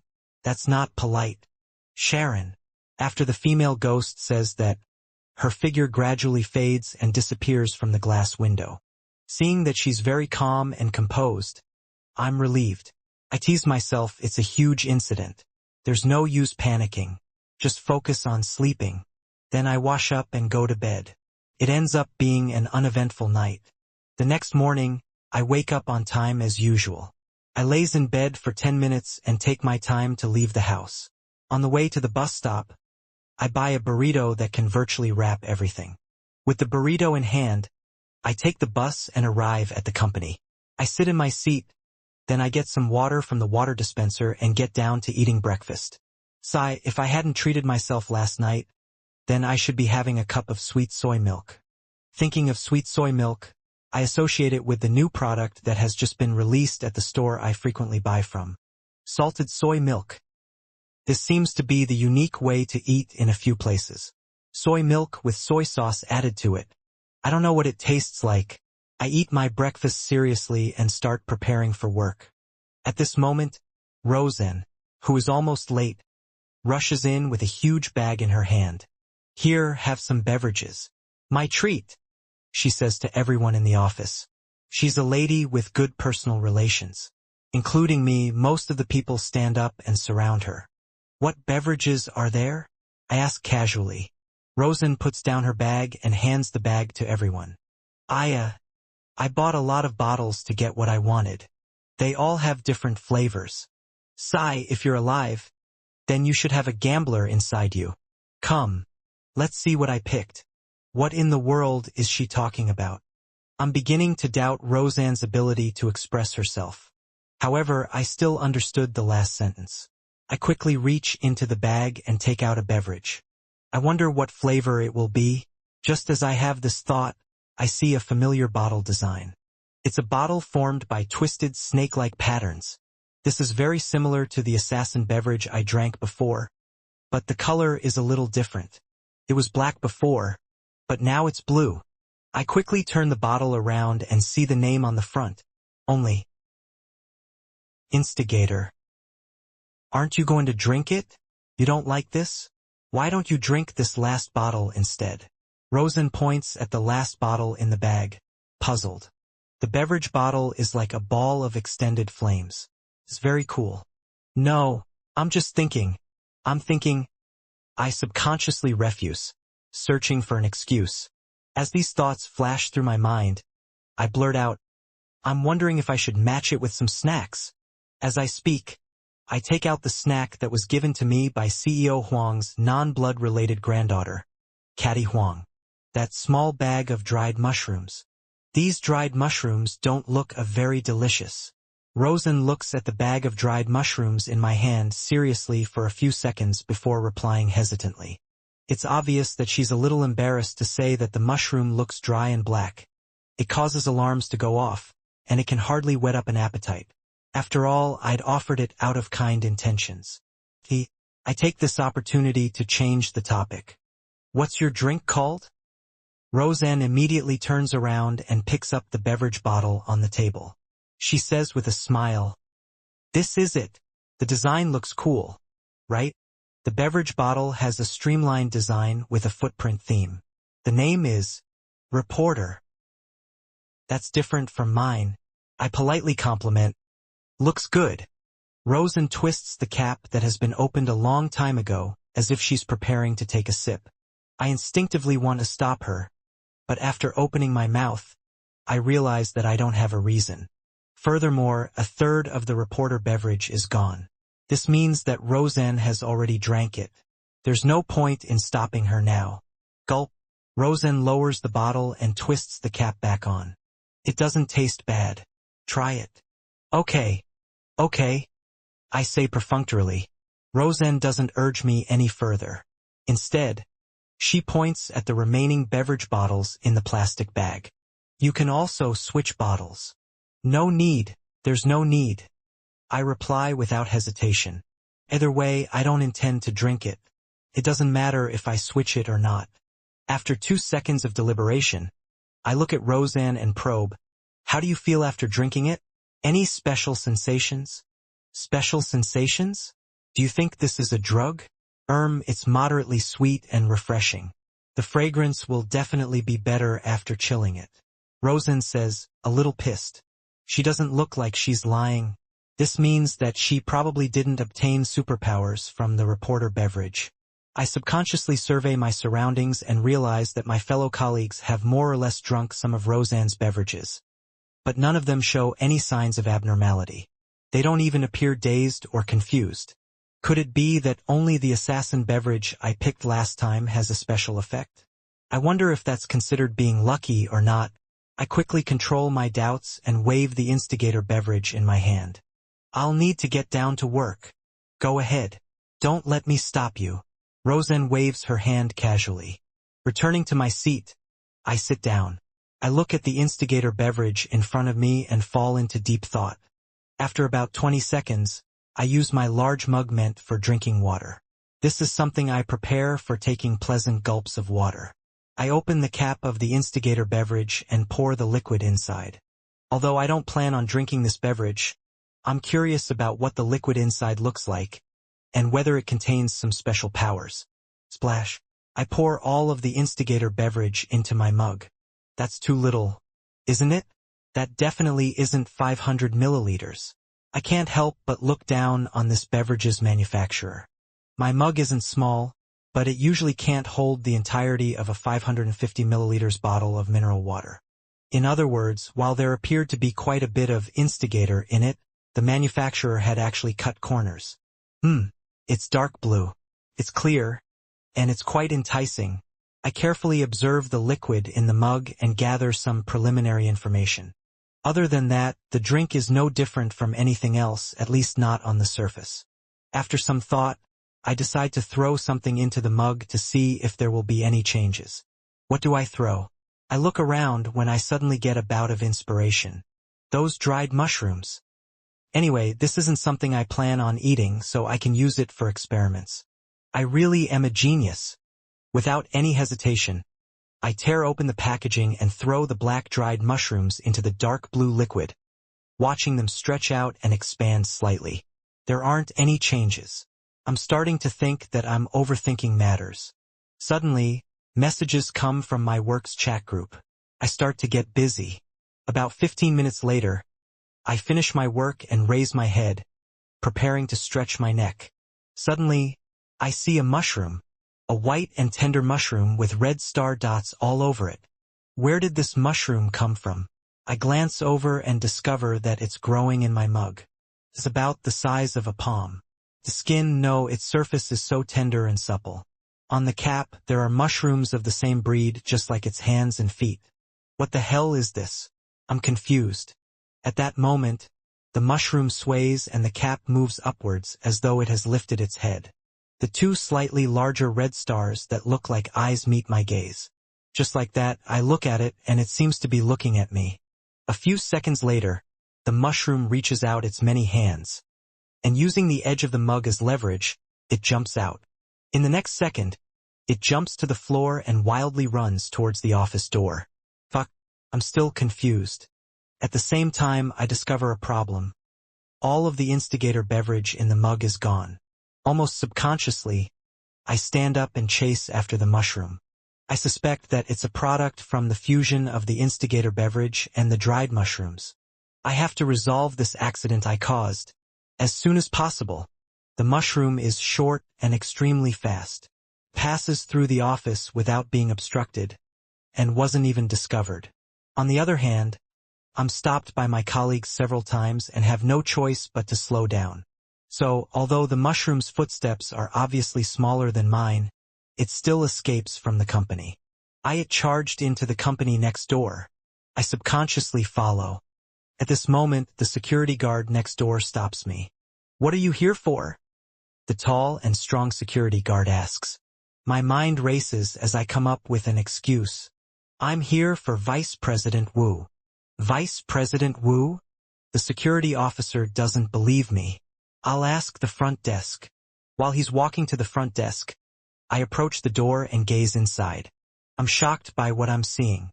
The employees of the company next door are either wearing black hooded robes or wearing strange costumes. They're dancing with something similar to an employee's dance for business. A cosplay convention? A masquerade ball? It's only 9 in the morning. I'm confused again, forgetting to sneak inside. "What's your boss doing?" I ask when the security guard returns. "It's so strange." "Only." The security officer shakes his head. "I don't know either. I'm just a worker." TSK, the moment I hear that, it's obvious that he's trying to draw a clear line between him and them. I press, "Is your boss inside too?" "Yes, that one over there who isn't wearing anything." The security guard replies nonchalantly. I focus my gaze, and the corner of my mouth twitches involuntarily. Pervert. Even though I'm separated from them at a distance, with all the weirdly dressed people in the way, I still see the naked man bound in dark red ropes. As for whether he's wearing something over the lower half of his body, or what he's wearing, I can't see it because of the table, chairs, and other things that are in the way. In short, the impression that guy gives me is a pervert. And he might even be into Su0026M. Of course, it's unclear whether he's a real pervert or just cosplaying. "All right, you can go in now," the security guard says casually. Ha! I doubt my ears. I had lied about being here for Vice President Wu in my rush to give an excuse. I didn't expect to get permission at all. My original plan was to sneak in while the security guard went to inquire at the front desk and catch that mushroom man. However, the large-scale cosplay scene inside gave me a shock, causing me to temporarily fall into a dazed state of questioning myself. Who am I? Where am I from? And what am I doing? I didn't have the chance to take advantage of this opening. Vice President Wu has given you permission to enter. Why? Do you not understand what I'm saying? The security guard senses my confusion. I'm even more surprised. The Vice President Wu personally said to allow me entry? Is he trying to pull me into his marketing team? The security officer glances at me. You aren't very familiar with Vice President Wu? I've only met him a few times. I quickly emphasize. The security guard turns to look at the company's interior. Seeing that Vice President Wu wasn't nearby, he says, "Vice President Wu doesn't like to talk. He doesn't answer questions or give instructions." Later, we figured out the rules. Whatever he doesn't object to on the spot is him giving tacit approval for. Is that so? But it could also be because of other reasons. I once knew a friend who wasn't smart and had a slow reaction. He only understood the first joke when someone was beginning the second joke. Perhaps Vice President Wu is such a person. He doesn't answer the question because he's still digesting the information. He needs more than 10 minutes to think about the answer. I don't argue with the security guard and just mutter inwardly. Since I have an opportunity like this, I obviously wouldn't care if Vice President Wu really acquiesced or if the creator had given him looks but forgot to give him intelligence. I immediately walk past the security guard and enter the neighboring company. I carefully circle the edge of the room, which is in a noisy din with all kinds of crazy dancing happening, searching for the mushroom man I created by mistake. Skull decorations, blood-colored juice, painting made of leather. This not only is the perverted boss next door a multi-level marketing person, but he also believes in some strange cult. As I scan my surroundings, my heart beats faster as my urge to escape increases. If I wasn't already an assassin and was able to do a leap of faith and be in possession of extraordinary powers, I definitely wouldn't have dared to stay any longer. As I walk, I see a long table filled with breakfast. At this moment, a man in a long black robe with a hood suddenly turns his head and looks at me. "Who are you?" he asks hesitantly. I reply without any scruples. "I'm cosplaying an employee. Just because all of you are cosplaying cultists or all kinds of strange figures, does that forbid me from doing a serious role?" "Employee." The man repeats my words in confusion. He doesn't seem to have a high IQ. That's true. If I'm doing a MLM business, I'll definitely like this kind of member more. They're easy to deceive. I take this opportunity to walk past the black-robed man and to the long table. As I sweep my gaze, joy suddenly surges in my heart. I see that mushroom man. It's lying in a pile of roasted mushrooms, wrapping itself with a layer of sauce, pretending to be ordinary, normal food. However, its seductive aura betrays it. Even though there's a lot of food on the long table, it still stands out. It doesn't seem to have a high IQ as well. I pretend not to notice as I slowly approach. Then I extend my hand toward the mushroom man. At this moment, a fork stabs the mushroom man and lifts it up before I can get to it. The mushroom man attempts to struggle, but to no avail. It's stuffed into the mouth of a beautiful-looking man with a fork and is chewed. Poor thing. As it had no mouth, it was eaten by the other party before it could even scream. "Me?" What's wrong?" The man with the androgynous looks asks in a muffled voice while eating the mushroom. "Are you all right?" I ask hesitantly. Gulp. The beautiful man swallows the last mouthful of mushroom. "I'm good." "Really? You're fine?" I ask subconsciously. I have a nagging feeling that a strange creature like the mushroom man wouldn't die so easily. "I'm fine." The beautiful man shakes his head. "You are." "I'm with Vice President Wu. How may I address you?" I carefully observe the other party's condition. "Only." The beautiful man's expression sinks. "I'm Mr. A." I stare at him for a few seconds before smiling. "I'm heading to Vice President Wu's side." Without any hesitation, I maintain my smile and quickly leave the long table and walk out the door. After leaving the neighboring company, I turn to the stairwell and hold in my expressions. I take out my phone. "Hello, is this the police? I found the site of a large-scale pyramid scheme. I honestly inform Mr. Policeman about my suspicions of the company next door. After all, this company has existed since before I was employed at my present company. To be able to remain hidden for so many years meant that they knew how to hide the evidence and cover up their tracks. Also, I actually can't prove that the company next door is involved in a pyramid scheme. Strange costumes and eccentric behavior are never valid charges. The reason I called the police was because I was worried about Mr. A's safety. He had eaten that mutated mushroom man. Who knew what would happen if he waited a little while? It wasn't as though I could monitor him and resolve the problem in time. As for whether the police could solve anything that involved supernatural events, I'm quite confident. This is a result of simple deduction through logic. The medium who's good at exorcism, Madame Dai, is Officer Deng's fiancée. The police department collaborator, Old Neil, is also sensitive to ghosts and obviously has a solution for dealing with them. The mysterious cult that Officer Deng reminded me to watch out for can create extraordinary beings. Based on these points, it's easy to conclude that the police have a deeper understanding of supernatural powers. Since they have a deeper understanding, they definitely wouldn't lack the strength and solutions to deal with it. Putting away my phone, I glance sideways at the company next door that's still normal. Suppressing my concern, I return to my desk and start working. I'm plagued by all kinds of trivial matters for my last project the entire morning. I was so busy that I didn't even have time to poop on company time. As noon approaches, my phone suddenly buzzes. I pick it up and see an unfamiliar number. Who is it? A scammer? Some advertising agent? It's not listed, I mutter as I pick up. Hello, were you the one who called the police? You said that Aurora Company at 10 to 188 at Fengfei Road is suspected to be involved in a pyramid scheme. A slightly tired voice comes from the other end of the phone. The police are already here? Have they done the investigation? At that moment, questions flashed through my mind before a scene surfaces.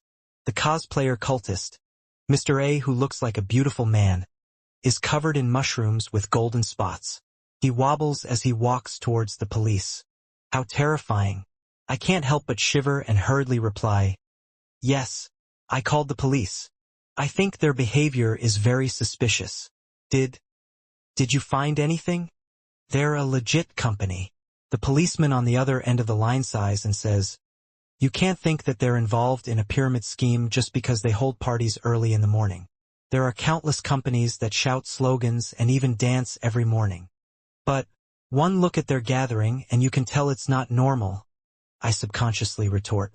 The policeman on the other end of the line says helplessly, can't they cosplay in the morning? Can't they have a masquerade party in the morning? You can complain about them disturbing the peace, but you can't say that they're running a pyramid scheme. They already explained that this is the company's corporate culture. Can we define a company with such corporate culture as a cult? I originally want to say that, but when I think about the news of punishing employees to crawl like dogs, I feel that the company next door hasn't gone too far. Yes, I'm sorry. I was too sensitive. I apologize hastily. The policeman on the other end of the line heaves a sigh of relief. Don't do this again in the future. Without waiting for him to finish, I forcefully interrupt. Did you discover anything? Was there anyone who got food poisoning because of mushrooms? What can we discover? They're all working hard. The policeman on the other end of the line says impatiently. He emphasizes that I shouldn't be too sensitive and hangs up. Seems Mr. A is fine. I'm relieved. I stand up and look around. At this moment, there are only 2 or 3 people left in the office waiting for their food to be delivered. The other colleagues have already gone to the office canteen on the 2nd floor. CEO Huang has always been very generous to his employees. He gives plenty of meal allowance, but all of it is transferred to our employee card.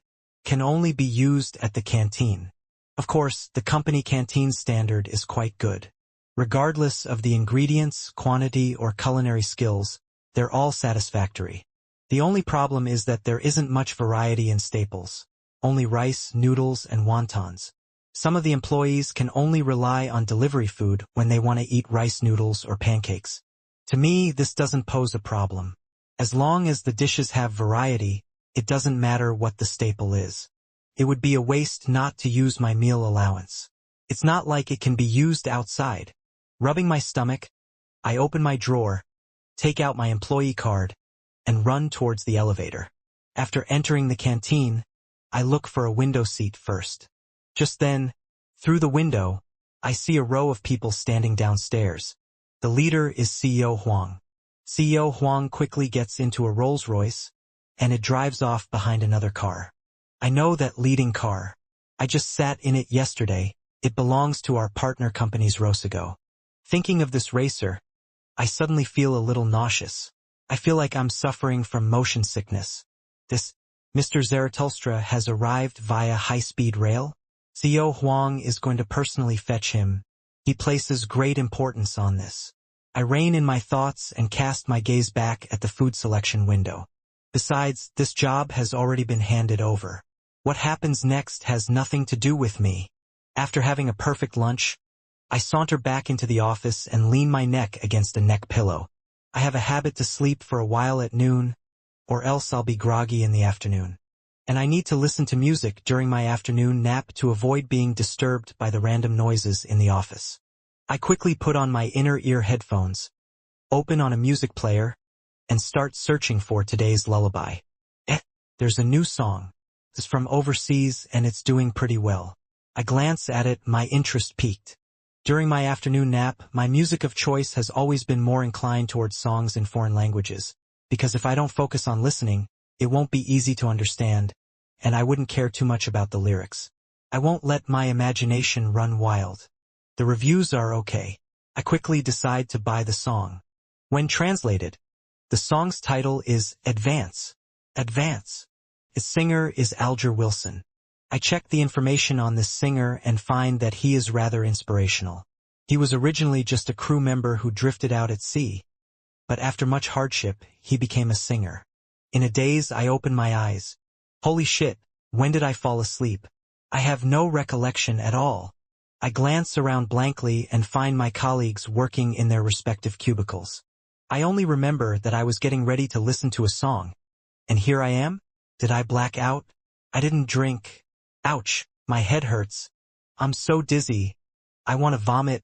At this moment, I feel like I've just woken up from a hangover. Of course, this is just a feeling as I've never been drunk. Raising my hands to rub my temples, I glance at the music player and find that it has stopped playing. Advance. Advance. Yes, I was listening to this song. I can't remember its melody at all. Puzzled, I click on the song's reviews again. Nice. An unprecedented experience. Excellent pleasure. Because I've read the reviews on the first few pages, I only take a few casual glances and scroll to the end. Thank you so much for this song. It cured my chronic insomnia. The purest and most punk death rock. This song made me faint. This isn't a description, but literally what happened. I can't imagine how humans can make such sounds. If you're a man, try lasting 30 seconds. This song is a little problematic. I won't listen to the so-called death rock again. I grit my teeth for a few seconds before deciding to add another review. An unprecedented form of music. It transcends human understanding. I have to let others experience it too. I can't be selfish. After getting a preliminary explanation for the mysterious blackout, I take off my headphones and prepare for work. However, my head is dizzy and my forehead is throbbing in pain. From time to time, I feel disgusted. This is a lot worse than the heat stroke I previously suffered from. Even the office's powerful air conditioning is unable to ease my discomfort. No, I have to go to the hospital for a checkup. I feel like I'm going to crash. I try to calm myself down, but I still can't hold on. Luckily, CEO Huang has always been generous. Every employee has 2 days of paid medical leave without a doctor's note. I quickly write a request for time off and head to Director AI's office to ask for his signature. Perhaps it's because my complexion is really bad. Director AI doesn't make things difficult for me. Out of concern, he even asks me if I need someone to send me to the hospital. There's no need. It's not that serious. I still care about my face. I would never ask for help if I can solve it myself. Okay. Go back and have a good rest. If there's anything urgent in the afternoon, I will arrange someone else to do it. Director AI doesn't insist. Out of the building, I get a rideshare without hesitation. I don't put on a strong front by taking the bus. I've always been willing to spend money when the time calls for it. Mushu Hospital. Very soon the car arrives. I board it and first verify my destination. Mushu Hospital is one of the better public hospitals in the surrounding areas, but it's not one of the best. Hence, there are fewer patients and there wouldn't be a long line for the emergency department. The hospital that Eileen went to last night is at the district level. Although I haven't been there before, I have a nagging feeling that it's very reliable. Okay. The driver answers simply and starts the car. Time ticks by as I gradually feel alive. My head isn't that dizzy anymore, and I no longer have cold sweat. The throbbing pain completely disappears. Holy fuck, did I choose a hospital that's too far away? I'm scared that I'll be alright by the time I make it to the hospital. I can't help but have a strange thought. As it turns out, this isn't wishful thinking. When the driver arrives at my destination, I'm completely awake and alive. I even feel a little hungry. There's no need to go to the emergency department. After a round of inspection, I'm certain I'm in a good condition. Thus, my only option is to enjoy the spare time for myself. After all, I've already taken time off and there's no way to cancel it. Return home to play games? Find a movie to watch? Alright, I still have to register at the dream tutoring classes. I can't not do anything after being paid. I happen to be free right now anyway. I pick up my phone, look for the picture of the address of the tutoring center that I took, call another rideshare and head there. Hello? I'd like to know more about your tutoring class. I don't directly say that I'm going to sign up while facing the male receptionist. To be honest, I think this tutoring center is a little strange. It actually uses men as receptionists instead of women. I'm not discriminating against men, but I feel that women are more patient and gentle. The receptionist briefly introduces the courses they have before asking, "What would you like?" This fellow is so silly that he's comparable to that Danny. Is this the theme of this tutoring center? I cough lightly and say, "Weekend, Business English." This is the best course out of our dream tutoring classes. Our principal is in charge of it, and she has even invited a few foreign teachers. Real foreign teachers. The receptionist says without end, "We can still get you a discount if you sign up now. The original price is 8,888 yuan, but it's only 6,666 now. Is your principal very capable?" I take the opportunity to ask.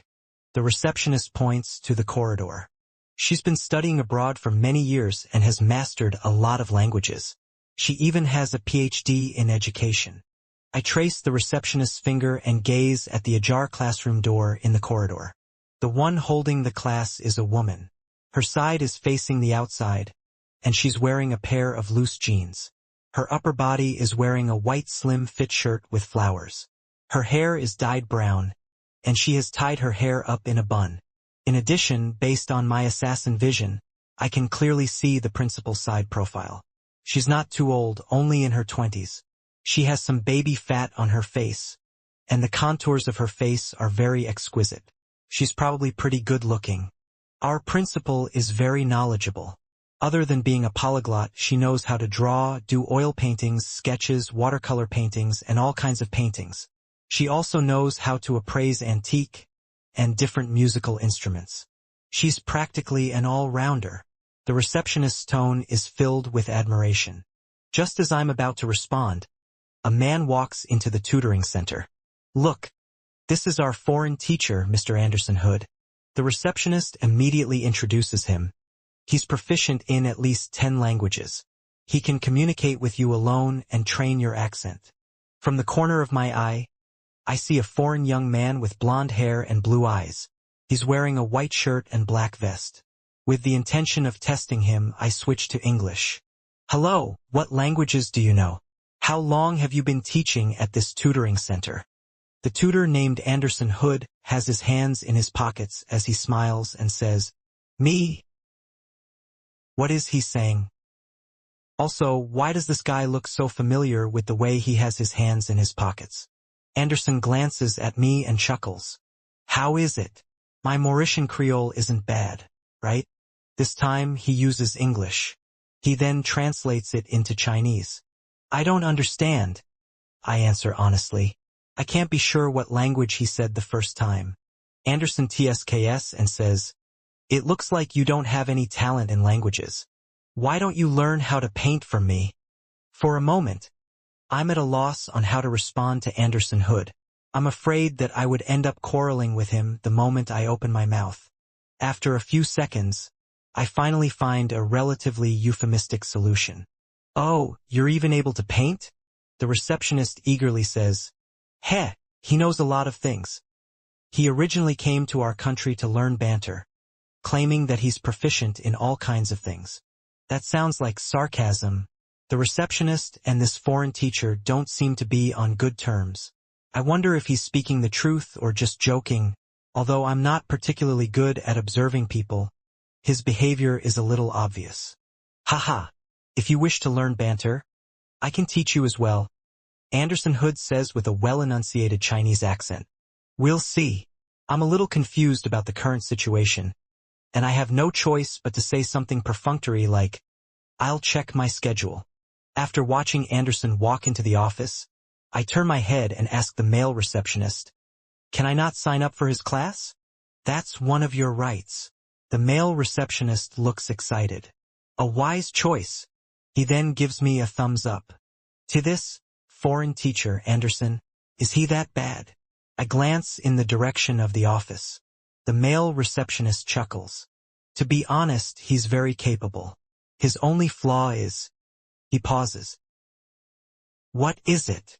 I can't help but ask in response. The male receptionist turns solemn. "That he's not a mute." Ha ha ha. I laugh, half sincere and half polite. Then, I ask curiously, "Do people sign up for his classes?" "Yes, quite a lot." The male receptionist curls his lips. "Aren't they aware that you can't withdraw from classes and switch teachers after signing up?" I take the opportunity to gather more details. "No," the male receptionist quickly corrects me. "We have one trial lesson. If you're not satisfied, you can switch to another teacher." He pauses and laughs. "Well, some people just like to get mocked and trampled on. It sounds like they have a special fetish." I stop asking further. "Then I'll sign up for your principal's class. Are there weekend classes?" "Yes." The male receptionist quickly does the introductions. I don't waste any time. After paying 6,666 yuan, I sign up for the Dream Tutoring Classes Weekend Business English class. After leaving the Dream Tutoring classes, I don't leave the building. Instead, I find a quiet corner and take in the feel of the air conditioner. I then make a record of today's events. To be a commercial spy, one has to act like a commercial spy. I have to live up to Miss Huang's payment. Done. I casually tap my phone and look at the department chat to prevent myself from missing any important notices. "Rosen. Take note. Take note. CEO Huang is bringing a VIP over to visit.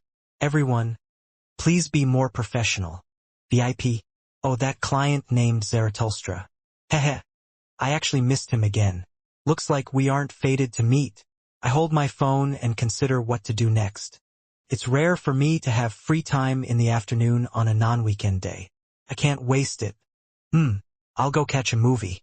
There shouldn't be a lot of people at this time. With that thought in mind, I immediately head to the larger mall next door. Then, I take the elevator to the 4th floor and start searching for the cinema. There's a signing event. Looking around, I see many people lining up at the entrance of a large bookstore.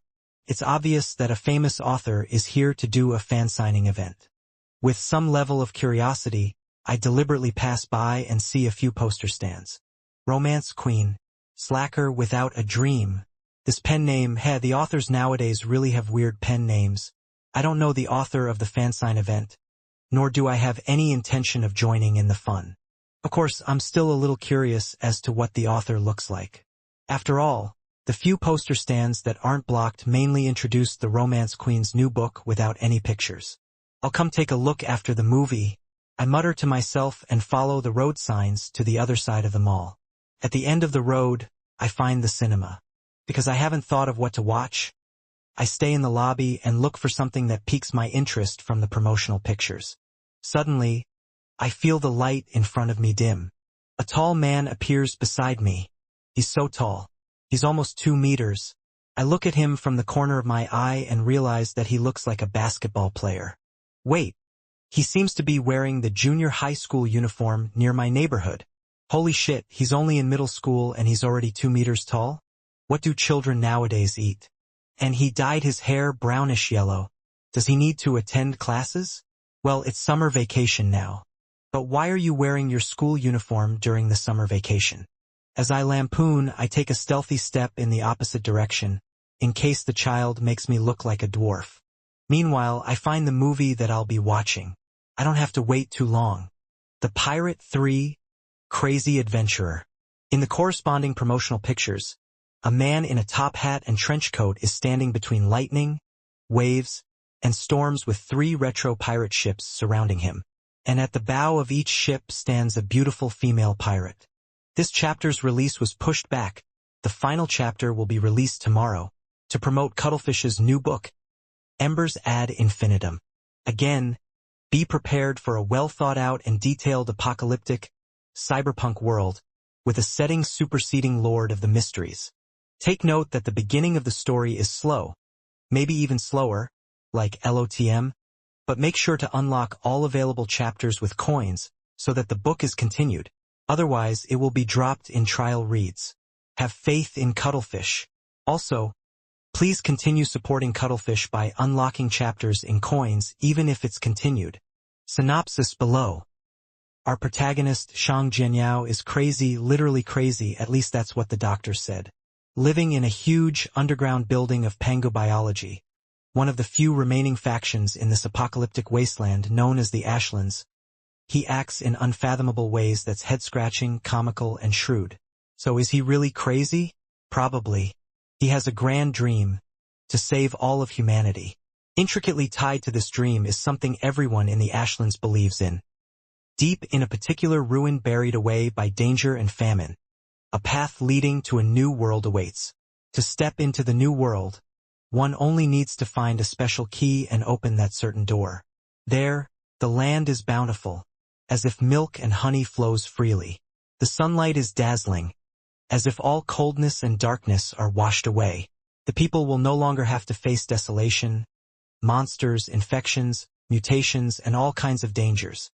There, children are joyous, adults are happy. Everything is fine as they are supposed to be. Every antiquarian, ruin hunter, and historian roaming the Ashlands knows. That's the new world. The Pirate 3, Crazy Adventurer. It looks okay. It should be the kind of popcorn flick that I enjoy. I look around and make a preliminary decision. I quickly take out my phone and log in to the film review website to check out its score and reviews. The aesthetics are shallow. The plot is simple and crude. Other than the special effects and the few actresses, there's nothing else.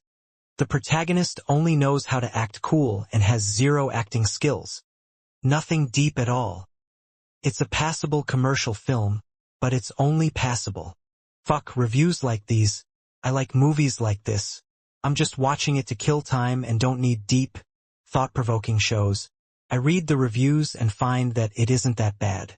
I have a rough idea. The giant middle school student standing beside me in front of the poster has already left to buy the tickets. 1 ticket for the Pirate 3, the earliest time slot. I go over only after the middle school student heads elsewhere in the mall. I don't want the contrast to be that apparent. It makes me feel inferior. There's still 15 minutes to the next time slot. The ticket sales staff informs me. That's fine. I don't plan on shopping, so I decide to find a place to sit and wait. After all, they'll allow entry inside very soon. Of course, before that, I buy a medium-sized iced Coke and a serving of butter popcorn. I obviously have to match a popcorn flick with popcorn. Otherwise, how can it be called enjoyment? In the past, I rarely watched movies, just to stop myself from overeating. And now, my weight has returned to my university days, and it's very muscular. This is the beauty of life. Not long after, I enter the venue according to the signs and find my seat.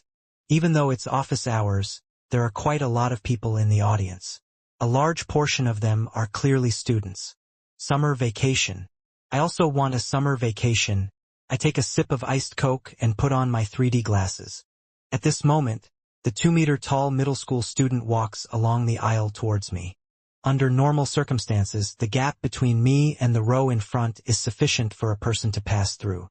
However, the figure before me is simply too huge, and it isn't possible for me to grant him passage by just pulling in my legs. I have no choice but to stand up and lean back. The middle school student successfully passes through. He turns his head and smiles sincerely. "Thank you, uncle." "No problem. I still think I'm young." This interlude doesn't hinder me from eating popcorn, drinking iced Coke, and watching the various trailers on the big screen. Very quickly, The Pirate 3 officially begins. My smile only lasts for 5 minutes before it stiffens. It's not that the movie is worse than I expected, but that the male lead's fortuitous encounter is from drinking a potion. The potion gives me the feeling that it's the assassin beverage I drank before. Man, the assassin beverage is actually a potion? Who produced this movie? I remember seeing the dragon logo just now. Hall Film Company? This can't be a reflection of reality. Can it? I instantly immerse myself in the plot, but there aren't any other potions later in the film. Instead, it shows the serious side effects of the potion. My heart grows heavier as I watch it. I even feel like I'm the male lead. After the movie, I can't help but curse inwardly. Is this guy that clueless? 3 beautiful female pirates are surrounding him. But in the end, he only took a silly bosun with him. Seriously, where's the treasure they promised? And them heading off into the sunset while accompanied by beauties. Yes, it's all disappeared off into the sunset. After watching the Easter egg, I pick up my empty Coke and popcorn bucket and walk towards the aisle. At this moment, a short girl who's clearly less than 1.6 meters tall suddenly comes over and suppresses her voice. "Someone is monitoring you." "Monitoring me? Who?" I subconsciously look around, but I can't find the suspect. And the woman who warned me has already followed the crowd and walked to the exit. For real? I think for a moment and decide to leave the cinema first before confirming the situation. There are too many people here and it's too noisy. Calling the police wouldn't work. At the same time, a train stops at a high-speed rail station in the city. One of the carriages slowly opens, but there are only 4 to 5 people inside. They form a stark contrast with the crowd in the other carriages. Those few people are dressed as if they're going to a comic convention. After exchanging a glance, they stand up and walk out with heavy footsteps. What they see is an extremely modern platform and crowds of people. End of the first installment of the Lord of the Mysteries trilogy.